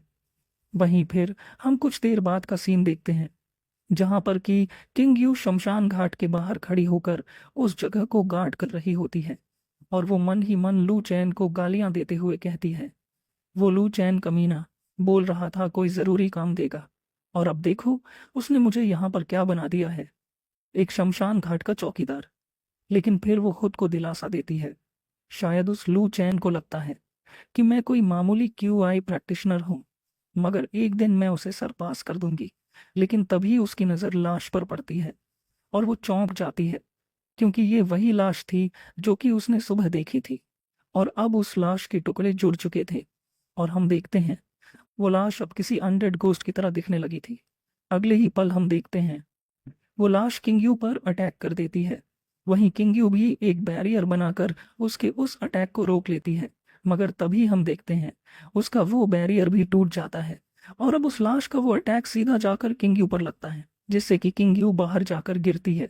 लेकिन सही समय पर लू चैन वहां पहुंच जाता है और वो किंगयू को नीचे गिरने से बचा लेता है। वहीं हम किंगयू को भी देखते हैं जो कि पहले तो थोड़ा ब्लश करने लगती है, लेकिन फिर वो लू चैन से गुस्से से कहती है। लेकिन तभी हम वापस से उसी अनडेड गोस्ट को देखते हैं जो कि अब वापस से उन लोगों की तरफ आने लगता है। वहीं उसे देखकर लू चैन हैरानी से कहता है, ये कोई मामूली चीज नहीं है, ये एक अनडेड मॉन्स्टर है, और ऊपर से ये फाउंडेशन स्टेज की लाश से बना है, यानी कि इसकी ताकत सच में काफी ज्यादा है। ये सुनकर किंगयू डरते हुए पूछती है, जब पता था कि मामला इतना गंभीर है तो मुझे यहाँ पहरा देने क्यों भेजा? वो शांत स्वर में कहता है, घबराओ मत, मैं इस बीच छुपकर तुम पर ही नजर रख रहा था। साथ ही ये भी बताता है कि सेक्ट के सीक्रेट पर्गेटरी मेथड से उसने एक नई टेक्निक सीखी है। यही टेक्निक उसे हेवनली ट्रिबुलेशन की शक्ति नियंत्रित करना सिखाती है, जिससे शरीर, दवाइयाँ और हथियार तक रिफाइन किए जा सकते हैं। फिर वो उस टेक्निक का यूज करते हुए उस अनडेड को अपने सिर्फ एक ही अटैक में मार गिराता है, और उसे मारने के बाद वो किंगयू को आगे बताता है। सुबह जो कॉर्प्स मिला था उसके मेरिडियंस और डांटियन जिस तरह कटे थे, वो रिफाइंड कॉर्प्स टेक्निक का साफ संकेत था। यहाँ तक कि यूनिंग रेल्म के एक्सपर्ट भी इसे तुरंत नहीं पहचान पाते। उसे पूरा अंदेशा था कि टूटे हुए कॉर्प्स को फिर से रिवाइव किया जाएगा, और कई सीक्रेट टेक्निक्स ऐसी होती हैं जो छोटे कॉर्प्सेस को जोड़कर एक जायंट कॉर्प्स पपेट बना देती हैं, जो गोल्डन कोर रेल्म के बराबर ताकत रखता है। कुछ ही देर में उसकी उम्मीद सच साबित हो जाती है। चारों तरफ पानी तत्व की शक्ति फैलने लगती है। वो तुरंत समझ जाता है कि ये वाटर एलिमेंट की पावर है। तभी हम देखते हैं वहां पर सभी मरे हुए स्टूडेंट्स की लाश बाहर आ जाती है और वो सभी लाशें एक दूसरे के साथ मर्ज होने लगती है, जिससे कि अब वहां पर एक काफी खतरनाक अनडेड फॉर्म हो जाता है। वहीं हम लू चैन को देखते हैं जो कि अब किंगयू के आगे आकर खड़ा हो जाता है और किंगयू से कहता है, तुम घबराओ मत, मैं तुम्हें प्रोटेक्ट करूंगा। वहीं ये सुनकर किंगयू काफी ज्यादा चौंक जाती है। दूसरी तरफ वो अनडेड लू चैन पर अटैक कर देता है। वहीं आगे से लू चैन भी उसके उस अटैक को रोक लेता है। हालांकि उसे उस अटैक को रोकने में काफी ज्यादा मुश्किल हो रही होती है, मगर फिर भी वो हार नहीं मानता। लेकिन तभी हम देखते हैं वहां पर सेक्ट के बाकी लोग भी आ जाते हैं और वो सभी ही उस अनडेड को देखकर काफी ज्यादा चौंक जाते हैं। तभी सोंग युआन भी उसकी मदद करने के लिए आगे बढ़ता है और उस मॉन्स्टर पर एक काफी पावरफुल अटैक कर देता है। मगर हम देखते हैं उसके उस अटैक से उस मॉन्स्टर को कोई फर्क नहीं पड़ता है। ये देखकर वहां खड़े सभी लोग काफी ज्यादा हैरान हो जाते हैं। लेकिन तभी लिंग चैन शांत स्वर में कहता है, लगता है अब मुझे अपनी सीक्रेट आर्ट यूज करनी ही होगी। और अगले ही पल हम देखते हैं लिन चैन अपनी एक बॉडी सप्रेशन की टेक्निक का यूज करने लगता है, जिससे कि अगले ही पल उस मॉन्स्टर के चीथड़े उड़ जाते हैं। ये देखकर वहां खड़े सभी लोग काफी ज्यादा चौंक जाते हैं। वो सभी ही लू चैन की स्ट्रेंथ को देखकर हक्के बक्के रह जाते हैं। सब हैरान रह जाते हैं। कोई बुदबुदाता है, मास्टर लू तो सच में बेहद शक्तिशाली है। कोई तारीफ करता है, इतनी कम उम्र में ऐसी ताकत। लेकिन लू चैन इन खोखली तारीफों में जरा भी दिलचस्पी नहीं दिखाता। उसकी नजर सीधी सोंग युएन पर टिक जाती है। शांत लेकिन भारी आवाज में वो बोलता है, मुझे इन बेकार की प्रशंसाओं में कोई दिलचस्पी नहीं। मुझे अब पूरी सच्चाई पता चल चुकी है कि ये कॉर्प्स पपेट कैसे बना और डिसाइपल्स की हिंसक मौतों के पीछे असली वजह क्या है। लू चैन को अब पूरा यकीन हो जाता है ये सब हत्याएं किसी बड़ी साजिश का हिस्सा है और अगला निशाना शायद वो खुद है। सबकी निगाहें एक साथ लू चैन पर टिक जाती हैं। सॉन्ग युआन आगे बढ़ते हुए पूछता है, पीट्रियार्क लू, जरा साफ साफ बताइए, आखिर आप कहना क्या चाहते हैं? लू चैन शांत लेकिन तीखे लहजे में बोलता है, दावत से पहले जो बर्ताव हुआ और जिस तरह सेओंग युआन के आदेशों को खुलेआम नजरअंदाज किया गया, अगर अंदाजा सही है तो असली वजह सबको पहले से पता है। वो आगे समझाता है, जिसे सब लोग कल्टीवेशन एक्सीडेंट समझ रहे हैं, असल में वो कोई हादसा नहीं था। दरअसल एक ऐसी टेक्निक होती है जो ऊपर से देखने में तो ट्रू की सर्कुलेशन जैसी लगती है, लेकिन असल में वो किसी जिंदा इंसान को एक मैजिक वेपन में बदलने की प्रक्रिया होती है। इस टेक्निक से पैदा हुई एक खास किस्म की मेरिडियंस के साथ बहती हुई धीरे धीरे शरीर को अंदर से बदल देती है। खून, हड्डियां अब्जॉर्ब होते जाते हैं और प्रैक्टिशनर का खून व ट्रू की दांटियन में इकट्ठा होकर ब्लड न्यूक्लियस बना लेते हैं। यही ब्लड न्यूक्लियस बाद में कॉर्प्स पपेट का कोर बनता है और जब इसकी एनर्जी लिमिट्स को क्रॉस कर देती है तब वो इंसानी शरीर को फाड़ कर बाहर निकल आती है और उसी पल इंसान की मौत हो जाती है और इसके बाद सर को काट कर उस मरे हुए इंसान में से उस कोर को बाहर निकाल लिया जाता है ताकि मौत की असली वजह हमेशा के लिए छुप जाए। पूरा हॉल सन्नाटे में डूब जाता है। कई लोग अंदर ही अंदर सोचते हैं कि आखिर इतनी कॉम्प्लिकेटेड बात इतनी कम उम्र का लड़का कैसे जान सकता है। लू चैन की नज़र सीधी सॉन्ग युआन पर टिक जाती है। वो ठंडे स्वर में कहता है, आप इतनी घबराहट में इसलिए हैं क्योंकि यही मार्शल आर्ट आप भी प्रैक्टिस करवा रहे हैं। ये सुनते ही माहौल जम जाता है। सॉन्ग तोनलिन घबरा कर बोल पड़ता है, तो क्या अगला नंबर मेरा है? लू चैन गंभीर स्वर में कहता है, अगर पहले इरेगुलरिटीज पर ध्यान दिया गया होता तो बात यहाँ तक नहीं पहुंचती। साथ ही वो इशारा करता है कि युआनिंग रेल्म का कल्टीवेटर होते हुए भी ये पहचान ना पाना सिर्फ साधारण भूल नहीं हो सकती। सॉन्ग युआन सफाई देने की कोशिश करता है। ये टेक्निक उसके बेटे को एक चांस एनकाउंटर में मिली थी और उसने चोरी छुपे प्रैक्टिस की। लू चैन तुरंत पलटवार करता है, क्या हेडी सेक्ट की ईवल मार्शल आर्ट भी ऐसे ही चांस में मिल जाती है? जब सेक्ट के भीतर ईवल टेक्निक्स को खुली छूट दी जाएगी तो नतीजा यही होगा और इन तमाम मौतों का असली जिम्मेदार कोई और नहीं बल्कि वही व्यक्ति है जिसने इसे होने दिया। सॉन्ग तोनलिन अचानक आगे बढ़ता है, घुटनों पर गिरते हुए कहता है, सब मेरी गलती है। अगर मेरी जान से सेक्ट के बाकी लोग बच सकते हैं तो मुझे कोई शिकायत नहीं। लू चैन शांत स्वर में उसे रोकता है, घबराने की जरूरत नहीं। इस मामले में शियनशुअर सेक्ट भी पीड़ित है। असल दोष डिमोनिक सेक्ट का है। वो मन ही मन सोचता है, ये मौका है अपनी अथॉरिटी स्थापित करने का। अगर अभी पीछे हटा तो एल्डर मुरोंग कोई बहाना बनाकर मेरे रास्ते में अड़ंगा डाल देगा। फिर वो सबको बताता है, सीक्रेट मेथड ऑफ ट्रिब्यूलेशन से सॉन्ग तोनलिन की हालत सुधारी जा सकती है, लेकिन अगर सही मटेरियल्स मिल जाएं तो इलाज और भी आसान हो जाएगा। इसके बाद लू चैन प्रस्ताव रखता है, शियनशुअर सेक्ट के ट्रेजरी में कुछ खास वाटर एट्रीब्यूट मैजिक ट्रेजर्स हैं जो इस ईवल एनर्जी को रिस्ट्रेन कर सकते हैं। अगर वो मिल जाए तो एंटीडोट बनाना मुश्किल नहीं रहेगा। कुछ एल्डर्स भड़क उठते हैं, क्या ये हमारा पूरा ट्रेजरी खाली करवा देगा? लेकिन सॉन्ग युआन भारी मन से कहता है, अगर सेक्ट के डिसाइपल ही सुरक्षित नहीं तो खजाने का क्या मतलब? आखिरकार अनुमति मिल जाती है। जैसे ही लू चैन ट्रेजरी में कदम रखता है सिस्टम नोटिफिकेशंस लगातार गूंजने लगती हैं। System notification, ancient object, cloud water fragment detected. एक के बाद एक फ्रैगमेंट दिखाई देते हैं। लू चैन मन ही मन मुस्कुराता है, इतने सारे फ्रैगमेंट्स। सॉन्ग युआन संकोच में पूछता है, आपको कितना भरोसा है? लू चैन सीधा जवाब देता है, 10%। कई एल्डर्स बेचैन हो उठते हैं, क्या सिर्फ 10% के लिए इतना बड़ा जोखिम उठाना सही है? सॉन्ग युआन दृढ़ता से बोलता है, अगर सेक्ट का मुखिया अपने ही डिसाइपल को नहीं बचा सकता तो फिर ये सेक्ट किस काम की? लू चैन शांति से कहता है, मुझे सिर्फ कुछ मैजिक ट्रेजर्स और कुछ स्पिरिचुअल मेडिसिन्स चाहिए, बाकी सब मुझ पर छोड़ दीजिए। एल्केमी शुरू होते ही क्लाउड वाटर फ्रैगमेंट्स अब्जॉर्ब होने लगते हैं। ट्रिब्यूलेशन पॉइंट्स तेजी से बढ़ते हैं, लेकिन इमॉर्टल स्टोन्स सिर्फ 7 बढ़ते हैं। लू चैन मन ही मन विश्लेषण करता है, secret method of tribulation alchemy और बॉडी रिफाइनिंग दोनों की ताकत बढ़ाता है। अब देखना ये है कि इसकी असली क्षमता कितनी गहरी है। तभी सिस्टम की तरफ से एक नोटिफिकेशन आता है जिसमें सिस्टम बताता है एल्केमी सीक्रेट मेथड अब माइनर लेवल तक अपग्रेड हो चुकी है। अब यूजर को एल्केमी और वेपन फॉर्जिंग दोनों में मास्टर लेवल का अनुभव मिल चुका है। लू चैन की आंखों में तेज चमक उभर आती है। वो मन ही मन तय करता है अब ये सिर्फ एक इलाज नहीं बल्कि सत्ता और ताकत की असली शुरुआत है। लू चैन अपने अंदर उठती हुई एनर्जी को महसूस करते ही हैरान रह जाता है। उसे यकीन ही नहीं होता कि वो बिगिनर स्टेज पार करके सीधे मास्टर लेवल तक पहुंच चुका है। अचानक उसके दिमाग में एल्केमी से जुड़ा सैकड़ों सालों का अनुभव उमड़ पड़ता है, जैसे वो सच में कोई 100 साल पुराना मास्टर एल्केमिस्ट हो। ये एहसास ऐसा था मानो उसने सच में स्वर्ग की सीढ़ियां चढ़ ली हों।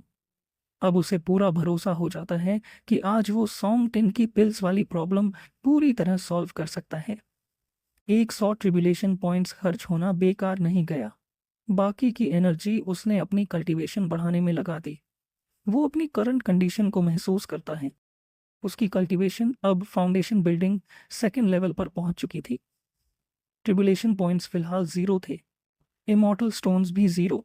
लेकिन उसकी सबसे बड़ी ताकत थी बॉडी ऑफ 10,000 ट्रिबुलेशंस। उसकी मेन टेक्निक थी इमॉर्टल स्क्रिप्चर ऑफ 10,000 ट्रिबुलेशंस और secret technique tribulation refinement method initial stage. साथ ही उसके ऊपर चल रहा था डेली ट्रिबुलेशन क्वेस्ट, जिसमें अब तक 3 ट्रिबुलेशंस जमा हो चुकी थी और उसके पास करीब 1,91,841 सेकंड्स का समय बचा था। मतलब साफ था, आज रात से पहले उसे हर हाल में ट्रिपल डेली ट्रिबुलेशन फेस करनी ही होगी। लू चैन अंदर ही अंदर सोचता है अब ट्रिबुलेशन जमा करते रहना सीधा डेथ विश है। कभी सुपर स्ट्रॉन्ग हेवनली ट्रिबुलेशन आ सकती है तो कभी सीधी इंस्टेंट ऑब्लिटरेशन। डेली ट्रिबुलेशन एक ऐसी डबल एज्ड सोर्ड थी जो या तो उसे आसमान तक उठा सकती थी या फिर पल भर में मिट्टी में मिला सकती थी। फिर उसका ध्यान सामने रखी हुई पिल की तरफ जाता है। ये पिल बनी थी 4 मुख्य हर्ब से। ट्रिबुलेशन रिफाइनमेंट मेथड के हिसाब से ये पिल उस इविल सीक्रेट आर्ट के साइड इफेक्ट्स को पूरी तरह खत्म कर सकती थी। उसी वक्त बाहर से आवाज आती है, पेट्रियार्क लू, क्या वो पिल तैयार हो चुकी है? लू चैन शांति से बाहर आता है और सबके सामने बोलता है, ये पिल FA वूडान है। भले ही इसका ग्रेड बहुत ऊंचा नहीं है, लेकिन ये उस टेक्निक के स्पेशल सिम्टम्स के लिए बिल्कुल परफेक्ट है। भीड़ में से कुछ लोग शक में पड़ जाते हैं, कहीं ये पॉइजन तो नहीं? क्या कोई भी ऐसे ही पिल बना सकता है? लेकिन तभी कड़ा स्वर गूंजता है, बस बहुत हुआ। अब कोई ऐसा डिसाइपल ढूंढो जिसने वो टेक्निक प्रैक्टिस की हो और इसी पिल से टेस्ट करो। तभी सॉन्ग तोनलिन आगे बढ़कर खुद सामने आ जाता है। वो बोलता है, ये सब मेरी वजह से हुआ है। अगर किसी को ये पिल टेस्ट करनी है तो वो मैं हूँ। सब लोग हैरान रह जाते हैं। ये देखकर कुछ एल्डर्स तक बोल उठते हैं, वाकई सेक्ट मास्टर का बेटा है, इतनी हिम्मत। सॉन्ग तोनलिन बिना झिझके पिल खा लेता है। कुछ ही पलों में उसका शरीर कांपने लगता है। उसकी कल्टीवेशन जैसे अचानक फ्रीज हो जाती है, सांसें तक कमजोर पड़ने लगती हैं। ये देखकर माहौल में हड़कंप मच जाता है। सॉन्ग युआन गुस्से में लू चैन की तरफ देखकर बोलता है, मैं हेवनली सेक्ट का सम्मान करता हूँ, लेकिन इस बार तुम्हें जवाब देना ही होगा। लू चैन ठंडे स्वर में पलटकर कहता है, पेट्रियार्क, जवाब मैं दूंगा, लेकिन उससे पहले आपको भी मुझे एक जवाब देना होगा। वो आगे कहता है, आप भी जानते हैं कि ये टेक्निक हेडीज सेक्ट की मार्शल आर्ट से मिलती जुलती है। अगर आप अपने बेटे की जान को इतना महत्व देते हैं तो आपने उसे ऐसी टेक्निक प्रैक्टिस करनी ही क्यों दी जिसकी जड़ तक आप खुद नहीं पहुंच सकते। सॉन्ग युआन पल भर के लिए चुप हो जाता है, फिर धीरे से कहता है, ये हमारे सेक्ट की इनहेरिटेड सीक्रेट टेक्निक से जुड़ा मामला है। इसमें बाहरी लोगों का दखल ठीक नहीं। लू चैन शांत स्वर में बोलता है, लेकिन सच्चाई ये है कि इसी वजह से इतने डिसाइपल्स मरे हैं और सबसे ज्यादा खतरे में आपका अपना बेटा है। उसी वक्त सॉन्ग तोन लिन की सांसें धीरे धीरे स्टेबल होने लगती हैं। उसकी बॉडी से जमा हुआ स्टैग्नेंट की डिसॉल्व होने लगता है। डांटियन की ब्लॉकेज धीरे धीरे खत्म होने लगती है। कुछ देर बाद वो आंखें खोलता है और कमजोर आवाज में कहता है, फादर, मैं ठीक हूँ। ये पिल सच में काम कर गई। ये सुनते ही पूरा हॉल सन्न रह जाता है। युआनियन रेल्म के कल्टीवेटर्स तक इस समस्या को पकड़ नहीं पाए थे और एक फाउंडेशन स्टेज का युवक इसे पूरी तरह सॉल्व कर चुका था। चारों तरफ बस एक ही आवाज गूंज रही थी, आखिर ये कैसे पॉसिबल है। युआनियन लेवल के कल्टीवेटर्स तक असल क्लूज पकड़ नहीं पाए, लेकिन लू चैन ने सिर्फ फाउंडेशन स्टेज पर ही पूरा मामला समझ लिया। वो शांति से सबको एक्सप्लेन करता है कि ये कोई साधारण समस्या नहीं थी, बल्कि एक स्पिरिचुअल टेक्निक से पैदा हुआ हिडन पॉइजन था। जिस डिसाइपल ने इस टेक्निक को कल्टीवेट किया था वो सिर्फ ची रिफाइनिंग स्टेज पर था, इसलिए इसे ठीक करने के लिए स्ट्रॉन्ग कल्टीवेशन नहीं, बल्कि ऐसी इनहेरिटेंस चाहिए थी जो सही मेडिसिन प्रिस्क्राइब कर सके। लू चैन आगे बताता है, उस नेमलेस टेक्निक से बनने वाला ट्रू की एक पॉइजनस स्नेक की तरह इंसानी शरीर के अंदर कुंडली मारकर बैठ जाता है। धीरे धीरे वो मेरिडियंस और डांटियन को जकड़ लेता है और फिर एक दिन अचानक फटकर इंसान की जान ले लेता है। इसीलिए उसने एक पावरफुल पिल बनाई जो सीधे उस कोर और ब्लड लाइन को जला देती है। ये प्रोसेस ऐसा होता है जैसे डांटियन के अंदर आग जला दी जाए। दर्द इतना ज्यादा होता है कि आदमी बेहोश हो जाता है और ट्रूक ही कुछ समय के लिए कमजोर पड़ जाती है। लेकिन जैसे ही हिडन डेंजर खत्म होता है, थोड़ा रेस्ट लेने के बाद सब कुछ धीरे धीरे नॉर्मल हो जाता है। लू चैन गंभीर लहजे में कहता है, मास्टर सॉन्ग, यही वो एक्सप्लेनेशन है जो आप चाहते थे। सॉन्ग युआन तुरंत झुककर कहता है, मुझे मेरी इस भूल के लिए माफ कर दीजिए, और साथ ही साथ वो लू चैन का शुक्रिया अदा भी करता है। इस पर लू चैन शांत स्वर में जवाब देता है, हम दोनों के सेक्ट एक साथ एक अलायंस में हैं। मास्टर सॉन्ग को ऐसा करने की जरूरत नहीं। अब जब पिल का असर सबके सामने साबित हो जाता है तो लू चैन आगे कहता है कि अब उन सभी डिसाइपल्स को बुलाया जाए जिन्होंने वो टेक्निक प्रैक्टिस की थी, ताकि उनके अंदर छुपा हुआ खतरा भी खत्म किया जा सके। सॉन्ग युआन तुरंत हामी भरता है। कुछ देर बाद शियनशुअर सेक्ट से करीब 10 मील दूर लू चैन एक सुनसान इलाके में पहुंचता है। वो चारों तरफ देखता है और सोचता है, यहाँ कोई मुझे ढूंढ नहीं पाएगा। फिर उसके चेहरे पर गंभीरता छा जाती है और कहता है, इस बार मुझे ट्रिपल ट्रिब्यूलेशन फेस करनी पड़ेगी। पता नहीं मैं सही सलामत बचूंगा भी या नहीं। तभी सिस्टम की तरफ से एक नोटिफिकेशन आता है जिसमें सिस्टम बताता है, आप ट्रिपल डेली ट्रिब्यूलेशन समन करने वाले हैं। आसमान अचानक बदल जाता है, काले बादल उमड़ पड़ते हैं, बिजली कड़कने लगती है, चारों तरफ डेंजरस एनर्जी फैल जाती है। लू चैन अपनी पूरी ताकत झोंक देता है। भयानक धमाकों के बीच किसी तरह वो जिंदा बच जाता है। सिस्टम फिर से नोटिफिकेशन देता है, ट्रिपल डेली ट्रिब्यूलेशन सफलतापूर्वक पार की गई। ट्रिब्यूलेशन पॉइंट्स में भारी बढ़ोतरी। लो ग्रेड मैजिक सोर्ड पूरी तरह नष्ट हो जाती है। लू चैन जमीन पर बैठकर गहरी सांस लेता है। वो मन ही मन सोचता है, डेली ट्रिब्यूलेशन की पावर अब पहले से कई गुना ज्यादा खतरनाक हो चुकी है। अगर मैंने क्लाउड वाटर फ्रेगमेंटस अब्सॉर्ब ना किए होते तो आज शायद जिंदा बचना नामुमकिन था। आगे से जब तक बहुत जरूरी ना हो, डेली ट्रिब्यूलेशन जमा नहीं करूंगा। उधर सुबह होते होते उसके जख्म लगभग भर चुके होते हैं। सिस्टम फिर से अपडेट देता है। अब वो फाउंडेशन बिल्डिंग सेकंड लेवल के अंतिम चरण पर पहुंच चुका था और बस एक कदम दूर था तीसरे लेवल से। ये बढ़ोतरी लगभग 1 साल की कड़ी मेहनत के बराबर थी, लेकिन फिर भी डेली ट्रिब्यूलेशन की डिस्ट्रक्टिव पावर से मुश्किल से ही कदम मिला पा रहा था। लू चैन मन ही मन सोचता है, इस मिशन का पहला हिस्सा तो ट्रिब्यूलेशन रिफाइनमेंट सीक्रेट मेथड की वजह से स्मूथली सॉल्व हो गया, लेकिन अब लग रहा है कि ये मामला जितना आसान दिख रहा था उतना है नहीं। असल में शेंशु सेक्ट खुद एक बड़ा इमॉर्टल कल्टीवेशन सेक्ट है। कुछ लो लेवल डिसाइपल्स की मौत उनके लिए कोई बहुत बड़ी बात नहीं। अगर सच में इसमें हेडी सेक्ट शामिल है तो ये मेरे फाउंडेशन स्टेज के दायरे से कहीं ज्यादा बड़ा खेल है। पहले उसे लगा था कि युआन जांगहाई ने उस पर भरोसा नहीं किया, इसलिए उसे यहाँ टेस्ट के लिए भेजा, लेकिन अब उसे महसूस हो रहा था इतने सारे कोइंसिडेंसेस एक्सीडेंट नहीं हो सकते, कुछ तो गड़बड़ थी। तभी उसकी नजर आसमान में उड़ती एक परछाई पर पड़ती है। लू चैन तुरंत पीछा करता है। कुछ देर बाद वो देखता है कि 2 मास्क लोग एक सुनसान जगह में छिपकर बातें कर रहे हैं। इस बार गलती मेरी थी। मैंने नहीं सोचा था कि फाउंडेशन 5th लेयर की पपेट को वो बच्चा इतनी आसानी से निपटा देगा। तभी दूसरा आदमी कहता है, कोई बात नहीं, वो बस एक एक्सपेरिमेंट था। और फिर वो दूसरा आदमी उससे बाकी के स्टूडेंट्स के बारे में पूछता है। आगे से वो बताता है कि सभी स्टूडेंट्स अभी भी उसी के कंट्रोल में है। ये सुनकर वो दोनों हंसने लगते हैं ये सुनते ही लू चैन की आंखें ठंडी पड़ जाती हैं और वो कहता है, तो इसका मतलब बाकी के सभी मिसिंग डिसाइपल्स इन लोगों के अंडर हैं।